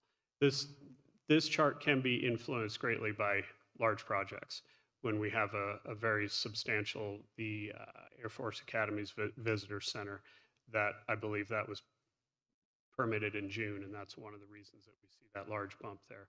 Those projects are interesting because we receive the revenue up front, but we have to maintain the services for sometimes up to 2 years. So we have to carry those expenses. But you can see that we're generally in line of where we've been over the last couple of years. Here's our expenses. Again, $22,651,199 matches our expenses. Earlier, I touched a little bit on one of our big GIS projects, and This ultimately will be available on the public-facing side of the website. We're still in development, and this is still relatively new, but what you'll be able to do is on this portal through our website, go in and select specific dates, select different types of projects, valuation, be able to base it off of, say, a commissioner district or a school district or whatever, and then drill down and see your results here. And once you do that, you start to zoom in these bubbles, change size. You can click on each individual bubble, see all the specifics about that permit. The same will happen ultimately for a plan. So if you have somebody ask you a question about what's going on the corner of two roads, you'll be able to go to this map and pull up the plan and see exactly what's happening there.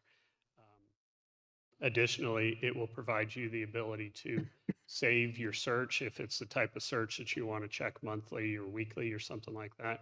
You can also share your results through this. So we're really excited about this. I think that this is going to be a great tool, not only for the department, but also for industry and for the jurisdictions that we serve. And as we continue to build this, we'll add additional GIS layers to it as we can obtain them. And just a quick question on that. Is this up and running now? This Or is it coming? this is a demo version right now. It's not publicly available yet because it's not yet complete. There's still quite a bit of work left to go with it, but we're making progress every week on it. Okay, thanks. It's a big project. It's bigger than I anticipated. With that, I'd be happy to answer any questions. Any questions from any of the commissioners? Commissioner Gonzalez. I just want to thank you for the work. On the code that's coming out, revisions, with the additional costs, do you have an estimate on how much increased cost that might be from the state on some of those changes? Again, as we always talk about increased costs to the public, affordable housing, these code changes, mandates from the state make things harder for the public. Absolutely. It's difficult to say exactly what those costs are because there's so many different ways to comply with what the code requirements are. And is your question specifically when we move to the state mandated piece of it? Yes, I just want to know, I want to make sure that we're doing the most prudent thing to keep the costs down, but staying compliant to the mandates. And I'm sure you're doing that. I just want to make sure. I mean, is this a huge increase of costs being added to the public, to the people, residents? Well, mild, moderate? We are compliant with the state requirements. The code that we will bring forth, the recently passed legislation requires that we adopt one of the three most recent energy codes, and then you can't make it any less restrictive. So we've really fine-tuned that code to take the best of all the pieces and combine it into a set of amendments. As far as the cost increase from where we are now to that code, I don't have that specific number. What I can say is that the studies that I've seen to move to the state required code, which could happen as soon as mid-2024, and I'd be happy to expand on the why of that, could be in the neighborhood of $11,000 to $12,000 on a 3,000 to 3,500 square foot home. So it is a very significant number. And the proposal that we'll bring to this board balances that as a stepping stone. And the reason that I speak to mid-2024 is the legislation requires that after July 1st of 2023, when a jurisdiction is updating their building code, that they at that point they're required to adopt the state code, the 2021 Energy Code unamended, as well as the Model Electric and Solar Ready Code. What we anticipate happening is the state of Colorado also adopts the electrical and plumbing codes. Local jurisdictions that are participating have 12 months to come into compliance with those, and that would constitute updating the building code. It's my understanding that there's going to be more legislation this cycle about building codes, like pretty intensive. And it seems to be all related to global warming. We're watching very closely, and we will be involved to the greatest extent possible. We did have a very good partnership with El Paso County the last legislative session, and I think that it would be beneficial to all of us to continue that partnership. And you touched on it earlier, Chair, but working together. Okay, thank you. Other questions from any of the commissioners? Oh, yes, Commissioner Geithner. Not so much a question, but a comment here. As I said, sitting on the regional building board is very eye-opening, and so I've seen a lot of this, and so it's pretty familiar to me. But what Roger's talking about with working in the partnership, Roger did a phenomenal job. I've got to brag about Roger a little bit here as we talk about the budget. And the budget is phenomenal. Seeing these numbers, knowing that we have the lowest fees. All of these things really show what a great job that Roger and his entire team does. But Roger was at the Capitol. Roger was there testifying on these bills because he sees firsthand those implications. And it's wonderful to see that kind of engagement from our community. It's so tough when, we're hearing things in our community about concerns around affordability and all of those things. And yet not all of our community understands that we don't just get to pick the rules, right? The state pushes a lot of that down on us, and that's very difficult. But I do want to point out, not only do we have those lowest fees, but I will say, I think we have some of the best service as well. And sometimes you can get into a situation where you're sacrificing the quality of service that you're providing. And I know from talking to community members who utilize regional building that they are very impressed with the service that they get, which is just a great combination to know that that is being provided in our community. I also wanted to just briefly touch on, again, this focus on affordable housing. We see those graphs and you look at those numbers and you see thousands of dollars more upfront for folks who are having to build. Those costs are being passed on to consumers. And so, just to connect the dots here on why it is so important. And I know that, those fees haven't been changed in a very long time. All the inflation, all of those things, it is possible that they will have to go up at some point. But at the same point, I have every confidence that Roger and his team will do everything they can to keep them in that lowest bracket, and also, be very conscientious about what it means to have, government make sure they're not adding all those fees to increase the cost. We know there are lots of costs that we can't control in the supply chain and all of those things, but I think that's so important. And I also, as much as I can sit here and say Roger's fantastic, Roger's not perfect. I think Roger won't disagree with me there. And not just that, but not every one of his staff members is perfect. And that means sometimes we come across things that aren't ideal. And I think watching Roger respond to those things has been phenomenal. Anytime I have anyone give me a call and they have any concerns about something that's going on, Roger is always there to make sure those things are taken care of. So just the fantastic service that our community is getting. It's amazing to me what you're able to do with the budget that you have. And then the last thing I want to touch on is that north building. That building is fantastic. I was grateful to be able to participate in that ribbon cutting earlier this year, and I really appreciate the savings that is there as our community grows. That it's not just a pretty place to go; it's a way that you are going to be more efficient, and so I think that is a phenomenal thing to be able to see by the numbers how much efficiency that is creating as our community continues to grow north and east.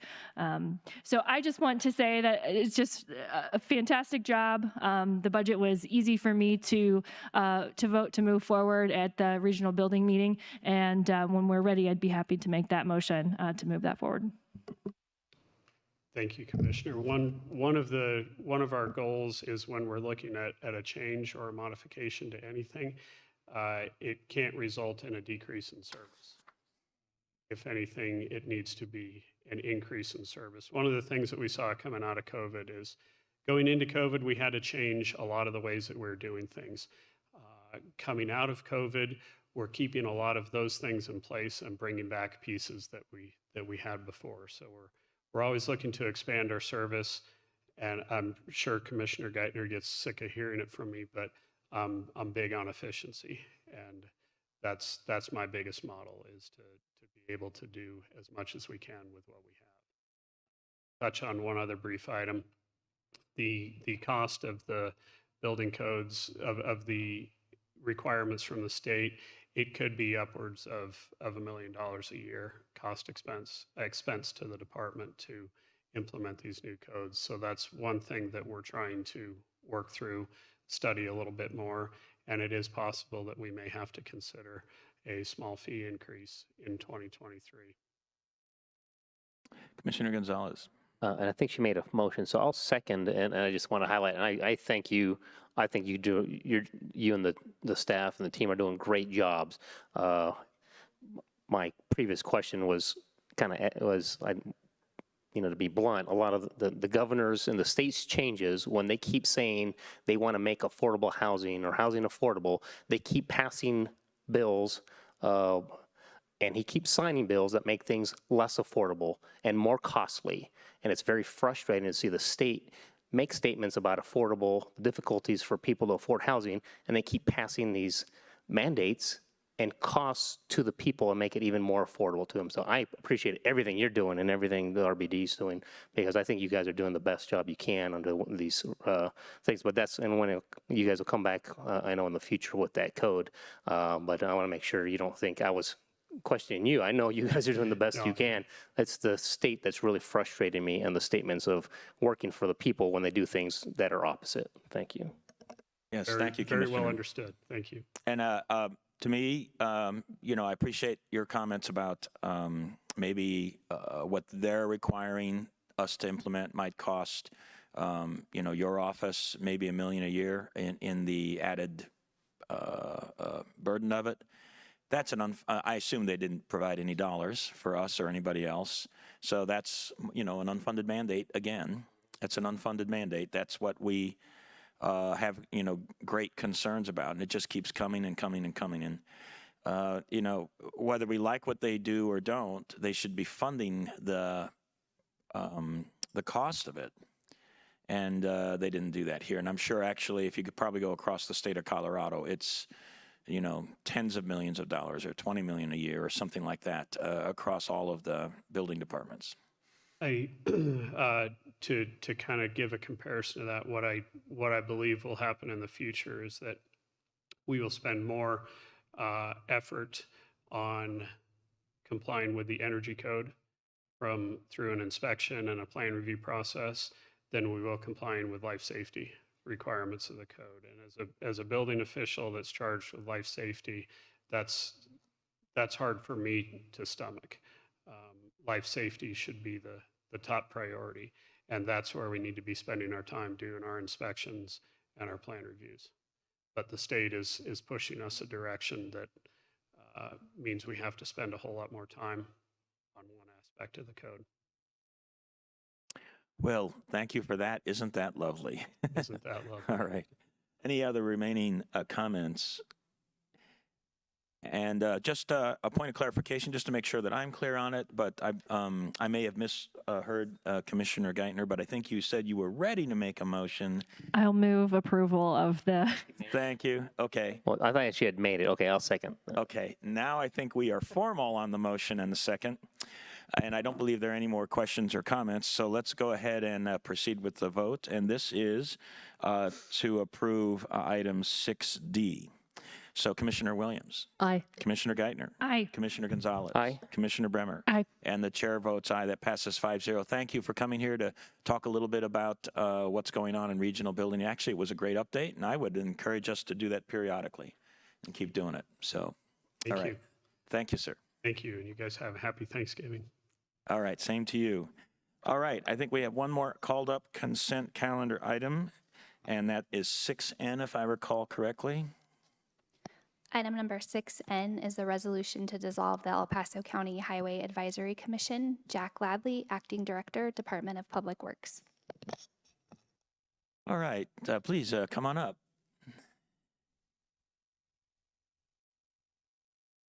Good morning, Commissioners. Jack Ladley, Deputy Director, Department of Public Works.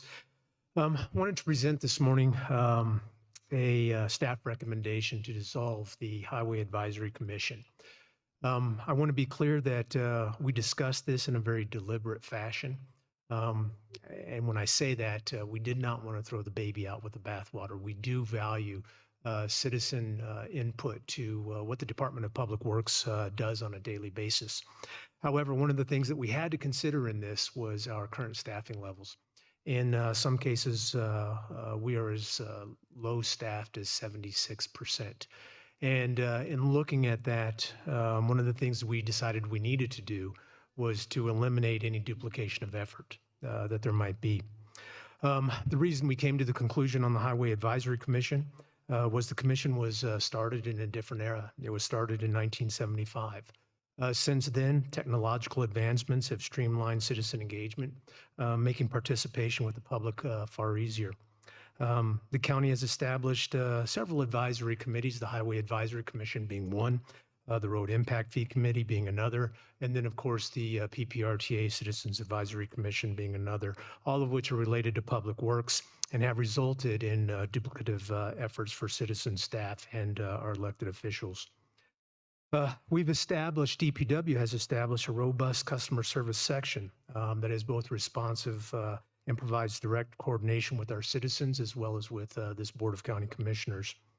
And then finally, one of the items that I feel like we have done well in the recent past is that when we initiate a large-scale capital improvement project, one of the things that we normally do is a construction management piece that goes along with that. And along with that construction management piece, one of the approaches we look for is the ability to do that citizen outreach, to create those citizen forums, both online, hold town hall meetings to discuss the projects, things of that nature.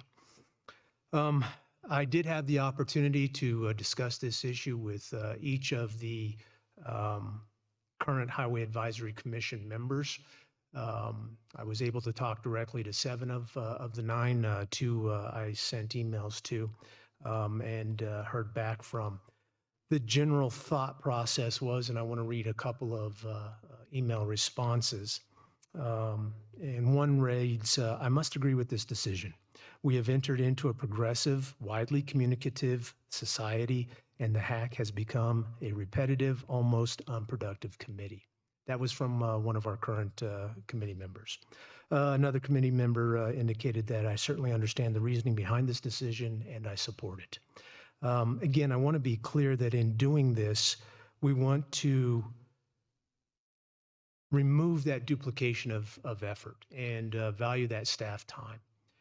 When we look at a 76% staffing level in an organization, it is concerning to me the amount of time, the amount of energy, and the amount of effort that goes into preparing for these committee briefings. On top of that, just as an example, if I take a look at my engineering division, in 2015, 2014 timeframe, we were looking at something along the lines of 15 capital improvement projects. Today, with the same staffing level, we're sitting with just over 60 capital improvement projects. And so that staff time becomes critical, and where we align that staff time becomes critical. And that concludes my briefing, pending any questions you may have. Great. So thank you very much for your comments, and we will open the floor for comments from citizens after our interaction with you. So I'll just ask if any of the commissioners have any questions or comments for you at this time. Commissioner Geithner? Well, I just have a few comments. I want to say thank you. I think that recognizing when it's time to move on from something that we've done for a long time can be difficult, but I really appreciate the staff, bringing forward this recommendation as one of the 2 liaisons to the HAC over the last couple of years. I agree that this is the right way to move forward, and I'm also very encouraged that we I've said a few times, we're a big county. We're the biggest county now, and it's time for us to really begin to lead the way on how we engage with our citizens, move away from the things that worked in the past. One of my favorite sayings is, if you always do what you always did, you always get what you always got. And we want to do better. We always want to continually improve what we're doing for citizens. I will say that the number of projects, there's so many great things going on in Public Works, and this is just one more piece of that, of saying, hey, we can do things better and moving it forward. So really grateful for your work on this, and look forward to supporting moving on to even better transparency and engagement with citizens. Thank you. Thank you, Commissioner. Other comments? Commissioner Williams? Oh, you're good? Okay. No, I am in support of this decision. I think we have transitioned. I think you have 5 commissioners very interested in roads as well. And so we are more hands-on, and we will still receive updates from you in our board meetings, and updates that would be similar to the Highway Advisories Commission. So in no way is this going to be less accountability directly to us, and I think that is important. And we have changed the way we do business, and I think that's, goodness, 60 projects that we need to do. That's amazing. That is very, very exciting, I think, for our county, and it just represents a huge step forward. So thank you. Thank you. All right. Thank you very much. I think that'll be all for the moment. We may ask you to come back up if we've got any other questions that get answered. At this point, what I'd like to do is, I believe that we do have someone in the audience that is interested, a citizen interested in testifying on this item. But please come on down and sign in. You'll have 3 minutes. And let me just ask to see if there's anybody online regarding this topic. Okay, thank you. I need the overhead projector, please. Can you zoom out so I can see the whole page? Can you, I don't know if you heard that, if you can zoom out so we can see the whole page. There we go. Perfect. Thank you very much. This is Judy Von Olafelt, and I've been a citizen of El Paso County and taxpayer for 53 years. Most of you are familiar with me, and you know that I've also often been the lone dissenting voice, the lone wolf. I'm also the lone survivor of one of the smallest businesses in the county, which was the Black Forest News, which I ran for 17 years, and I very much appreciate your recognition of the small businesses. So I happened to fall across this when I was just checking the agenda to find out what time other items were on today's agenda. And, you know, I've been around since the early 70s. I came in 69. The counties were past the land use planning, et cetera, responsibilities in the early 70s, along with NEPA. And having basically parallel commissions for planning, which has the Planning Commission, Parks, which has the Parks Advisory Board, the roads, which has the Highway Department, were all very important ways for citizens to interact with specific situations. So while I agree totally with the idea of separating who's on the CAC, the CAC, and the PPRTA with PPACG, and not using Highway Advisory Commission members doing double duty, I think that should be changed. I disagree with dissolving this committee. I don't think there's been any public discussion on this. I can speak for in Black Forest, there are many things that need to be discussed, and COVID, of course, put a crimp in doing that. And perhaps Black Forest hasn't been active enough in talking about emergency exits, for example, from cul-de-sacs, for proper and safe trail crossings, for both regional trails and local trails, and many other things like this, which should go through a committee like this. And the committee needs to exist because it can discuss things with the Planning Commission, with the Parks Board, with there's about 29 different boards that the county has, something like that. So did all of you get what I sent out last night? Okay, because I'm not going to have time to go through all of that.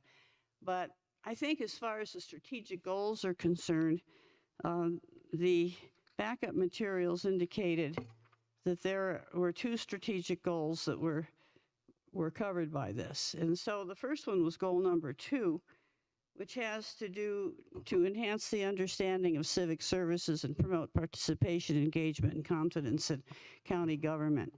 It would certainly improve my confidence in county government if we don't dissolve this committee, because how can the dissolution of this board claim better implementation of goal 2 when the loss of the Citizen Commission actually has the opposite effect of diminishing the understanding of these services?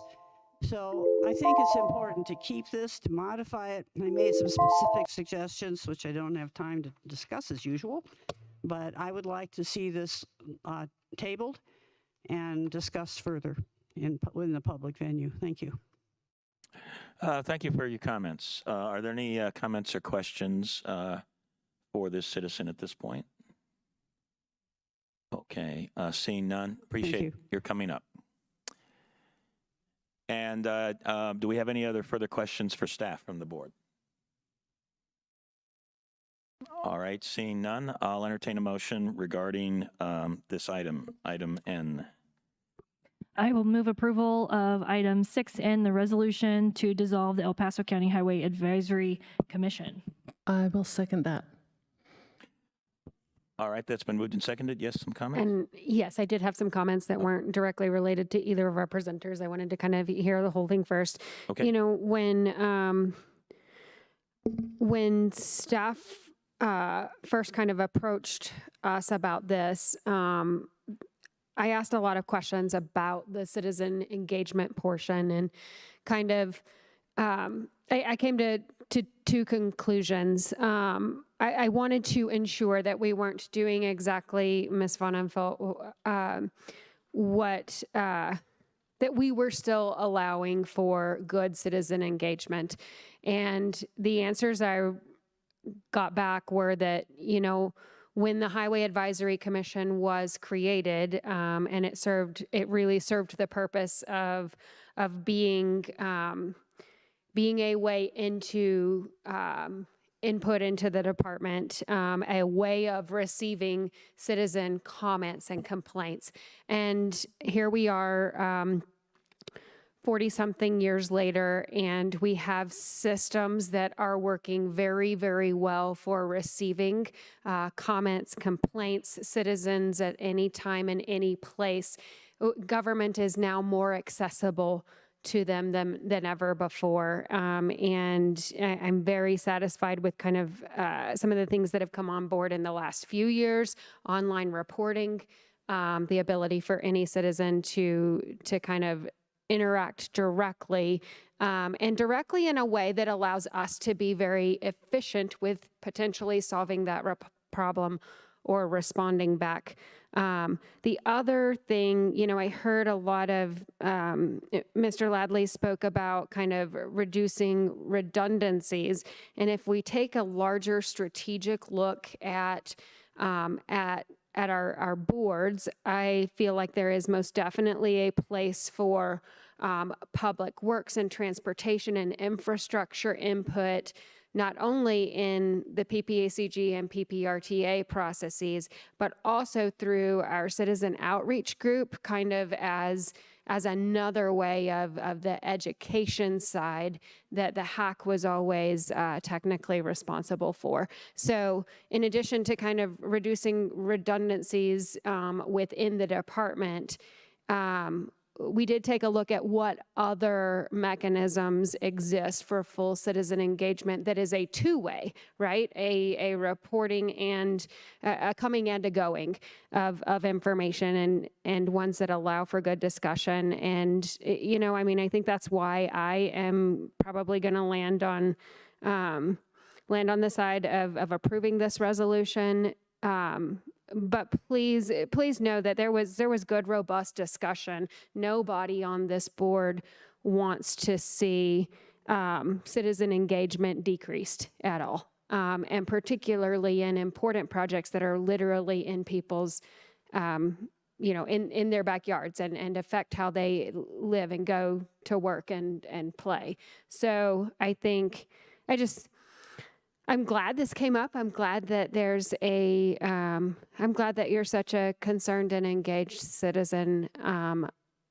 I also want you to know that it was talked deeply about, are we still allowing for the citizen engagement and opportunity to have input, and we looked at all the different ways there are for that to happen, and it's our job at the end of the day to make sure that the tax dollars are expended efficiently, and this is one of the ways we can do that.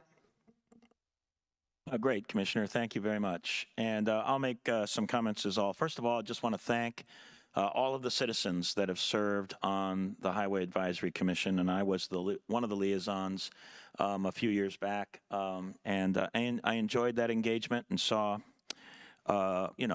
concerned citizens that are involved on that board. But I also agree that in this case, technology is really, I think, serving us really well with regard to that engagement. And of course, one of those applications, we talked about technology and applications, one of those is called Citizen Connect. I would encourage citizens to go on to this application and take a look at it, because it is a very effective way to submit comments or recommendations, and it will go to the correct departments. In some cases, that will be to DPW, but it could be in others as well. And for example, I just went on it, and the top service requests coming through Citizens Connect, which by the way is either hundreds or maybe even thousands every year now, the top service requests are dead animal removal, and that's can be a highway part or maybe a local road part, mowing and parks, not related to DPW, but that's parks. And then the next three all relate to DPW: shoulder maintenance, street lights, and traffic signals are the top three. Now, these are hundreds of inputs coming into DPW through the use of an application. And then there's plenty more in here, but it includes things like crack sealing, grading and gravel repair, a pothole repair, and some washouts, and street sweeping, snow and ice control, and actually a huge section of Citizen Connect citizen inputs to the county do relate to DPW. So this is actually doing a really, I think, great job. And it gets basically a direct connection between a citizen that has a concern of some type and the particular department that deals with it. So I think in this particular case, technology has afforded us an ability to interact with a lot more citizens a lot more quickly. And you know, when HAC was created in '75, that technology wasn't there. We just didn't have that. So there was a reason for it at the time. But I would encourage any citizen to go on Citizen Connect and peruse it, look at it, and then keep it on maybe as an app on your smartphone or something, or in your PC, and put it to use when you find something that needs to be addressed. That's part of a county service or county road or so forth. So I just wanted to make that point and point out one of the particular pieces of technology that's doing that job today. With that all in mind, I think, oh yes, Commissioner. Sorry, I have one more quick point, and that is a clarification that that this was one of our few advisory committees that did not have an actual policy-making role. So I mean, I think you can feel fairly confident in the fact that some of the other boards that were mentioned that do have a policy-making role, the Parks Board, the Planning Commission, that those are not going to change. Yes, Commissioner. And just one more item here too, is we're talking about this, we're talking about a lot of electronic engagement, we're talking about how things have changed over time. Those things are true. I also want to point out that we don't have unlimited resources at the county. And so we have to figure out the ways that we can use our resources that best serve citizens. And part of that is toward providing those actual services, those capital projects. Those reasons why people are now going, gosh, there's a lot of road work. Yes, that is a good thing to see, because we made a conscious effort on this board to begin very in earnest, really putting that effort into improving our roads. But not just that. there are other ways that we can engage that I think are more beneficial to our community. And I look forward to, I know we've had some of those conversations with our communications department. This does not signal that we are backing off of communicating. It actually signals that we believe that there are better ways to communicate with more citizens. And so, in no way do I see this as, cutting off a piece of what we do for efficiency's sake. I actually say we just want to move in another direction. And I look forward to, rather than staff sitting in a room with 5 members of a commission on those meetings, to holding more large community meetings where the community can interact directly. But again, because we do not have unlimited resources, it made it more difficult to find those opportunities when we were so focused on this other thing. So absolutely, I think beyond just the electronic piece, I do believe we're going to continue to get more face-to-face interaction, more information, and be able to interact in a way that benefits the most citizens. Thank you very much. Any last comments from any of the commissioners? All right, seeing none, let's go ahead and proceed with the vote. Commissioner Williams. Aye. Commissioner Geithner. Aye. Commissioner Gonzalez. Aye. Commissioner Bremer. Aye. And the chair votes aye as well. That passes 5-0. We do appreciate the citizen input on this topic. The vote is completed at this point for 6N to dissolve the hack. Thank you so much. All right, let us, I think that completes all of our called up consent calendar items. Let's move to, well, let me just ask the board just briefly, is anybody interested in a quick break before we go to our budget hearing? All right, let's go ahead and proceed then with item number 12.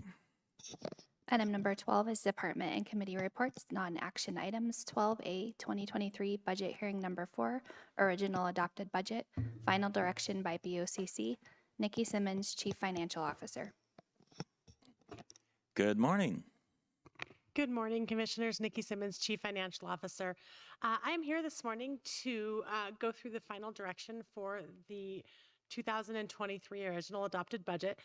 This is our 4th budget hearing. The first budget hearing was held in October, where we presented the preliminary balanced budget. Then we had 2 hearings where you heard from departments and offices on the critical needs that they're requesting in the budget. This is the board's opportunity to make changes to the budget. And then over the next several weeks, after this direction is given, my staff will take the direction from this board and build that into the budget documents, which we will be approving on December 6th. So we will go through some changes that we are proposing to the budget from the preliminary balanced budget. So the steps I'd like to take today is to tell you what staff is proposing to change based on recent changes and revised estimates of spendable funding. And then at that point, I would look for direction from the Board of County Commissioners. Today, I'm not asking for any votes. This is a non-action item. So if there's any changes to what staff is proposing, I would just look for 3 commissioners who would kind of give me an informal head nod that that's something that they would support when we vote on the budget in December. And so give me one moment to get the keyboard out, and I will show you the changes. As I mentioned, earlier in the last couple of weeks, we have made some changes to what we believe are our spendable funding amounts. And so we are proposing a $9 million change in the amount that we can appropriate in 2023. Our proposal is to change that in these areas. The first is essentially putting this amount we're not planning on spending into reserves. That is $1.23 million. We proposed adding $6 million to the allocation to the road and bridge budget, bringing that one-time allocation from 2023 from $10 million to $16 million. We are proposing adding $1 million for Parks Capital through our Community Services Department, specifically for the Northern Nature Center. That is a project that our Community Services Department is working on and has significant fundraising needs, and this would show the county's commitment to that program. Then in addition, Parks is requesting $250,000 one time for wildfire mitigation for the Pineries, Black Forest Regional Park, and Fountain Creek. This would allow community services to match some funding from the Department of Wildlife and the Forestry Service to essentially match that and get about $500,000 of fire mitigation done in our county parks. Planning and Community Development is requesting Department of Public Works is requesting $120,000 to replace and upgrade gates at Mark Dabbling, Callahan, and Black Forest Yards.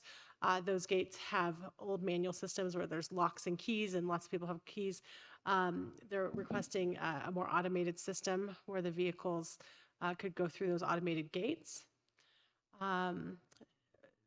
IT through the District Attorney's Office is requesting $150,000 for IT upgrades specific to the District Attorney. These are things to upgrade internal equipment, laptops, some file storage software, items like that. So this would be a one-time allocation. And then Planning and Community Development is requesting additional funding for homeless camp cleanup as well as code enforcement cleanup. In addition to that, the additional funding we're putting in that budget, as you remember, we put $150,000 ongoing in the preliminary balance budget to homeless camp cleanup.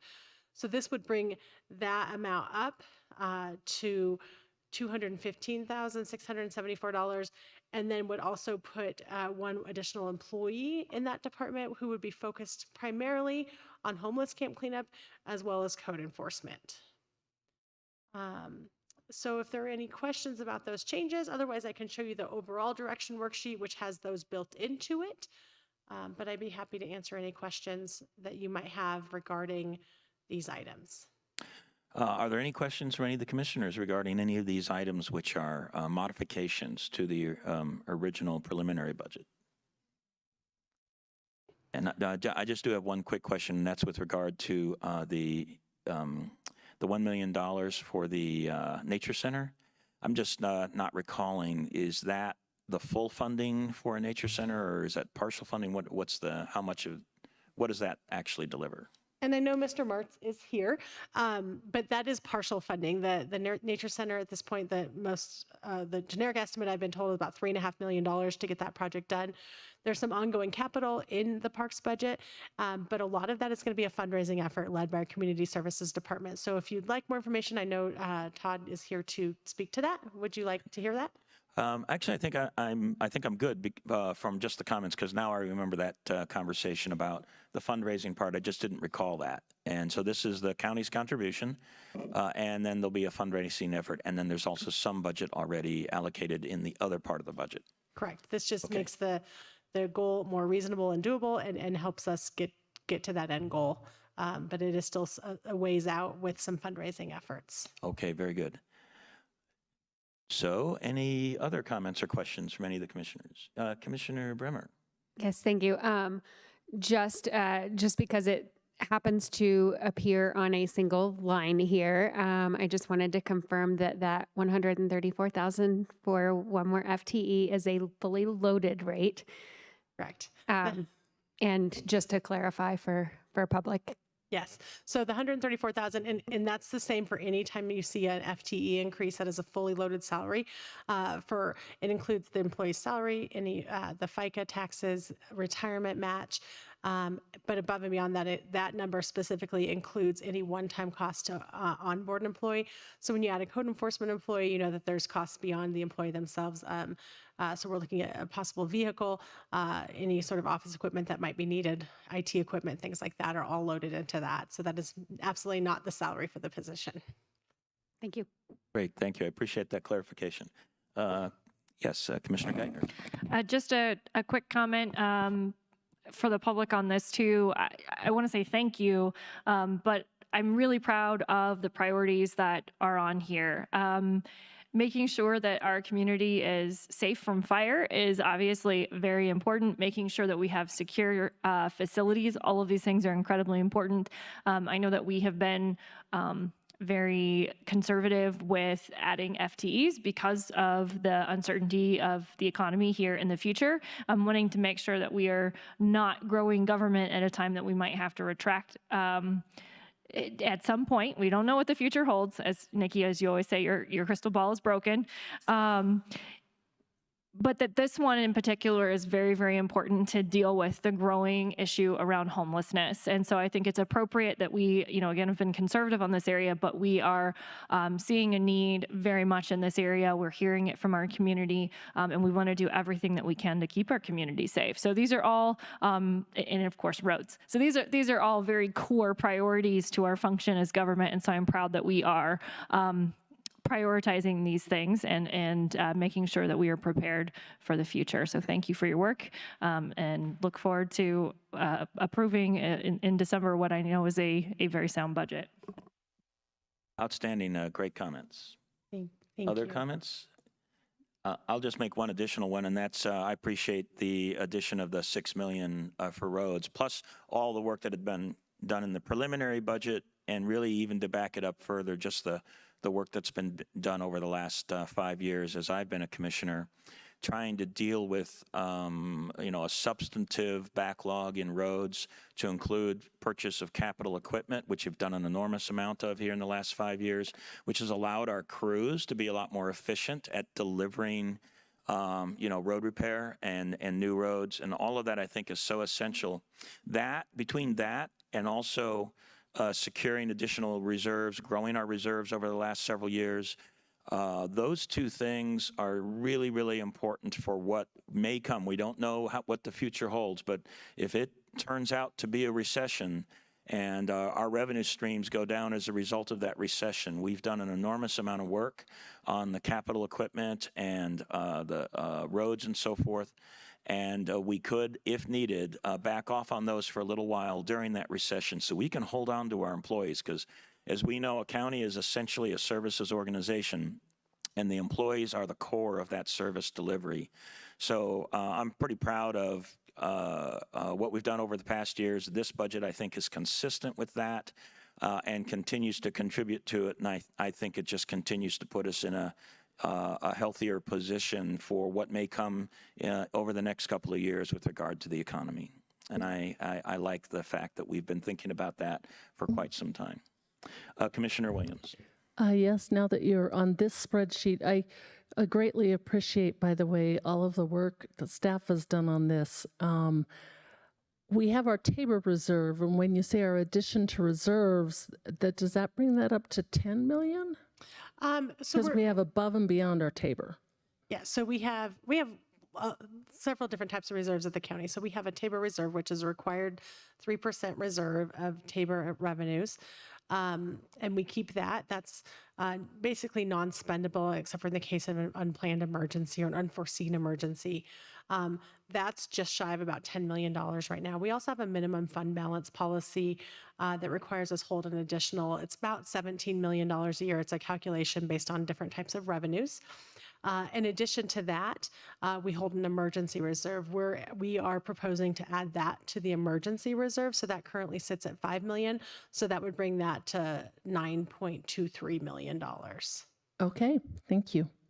And I'm very excited about the addition to roads and also the need for the code enforcement and the parks operation and capital projects.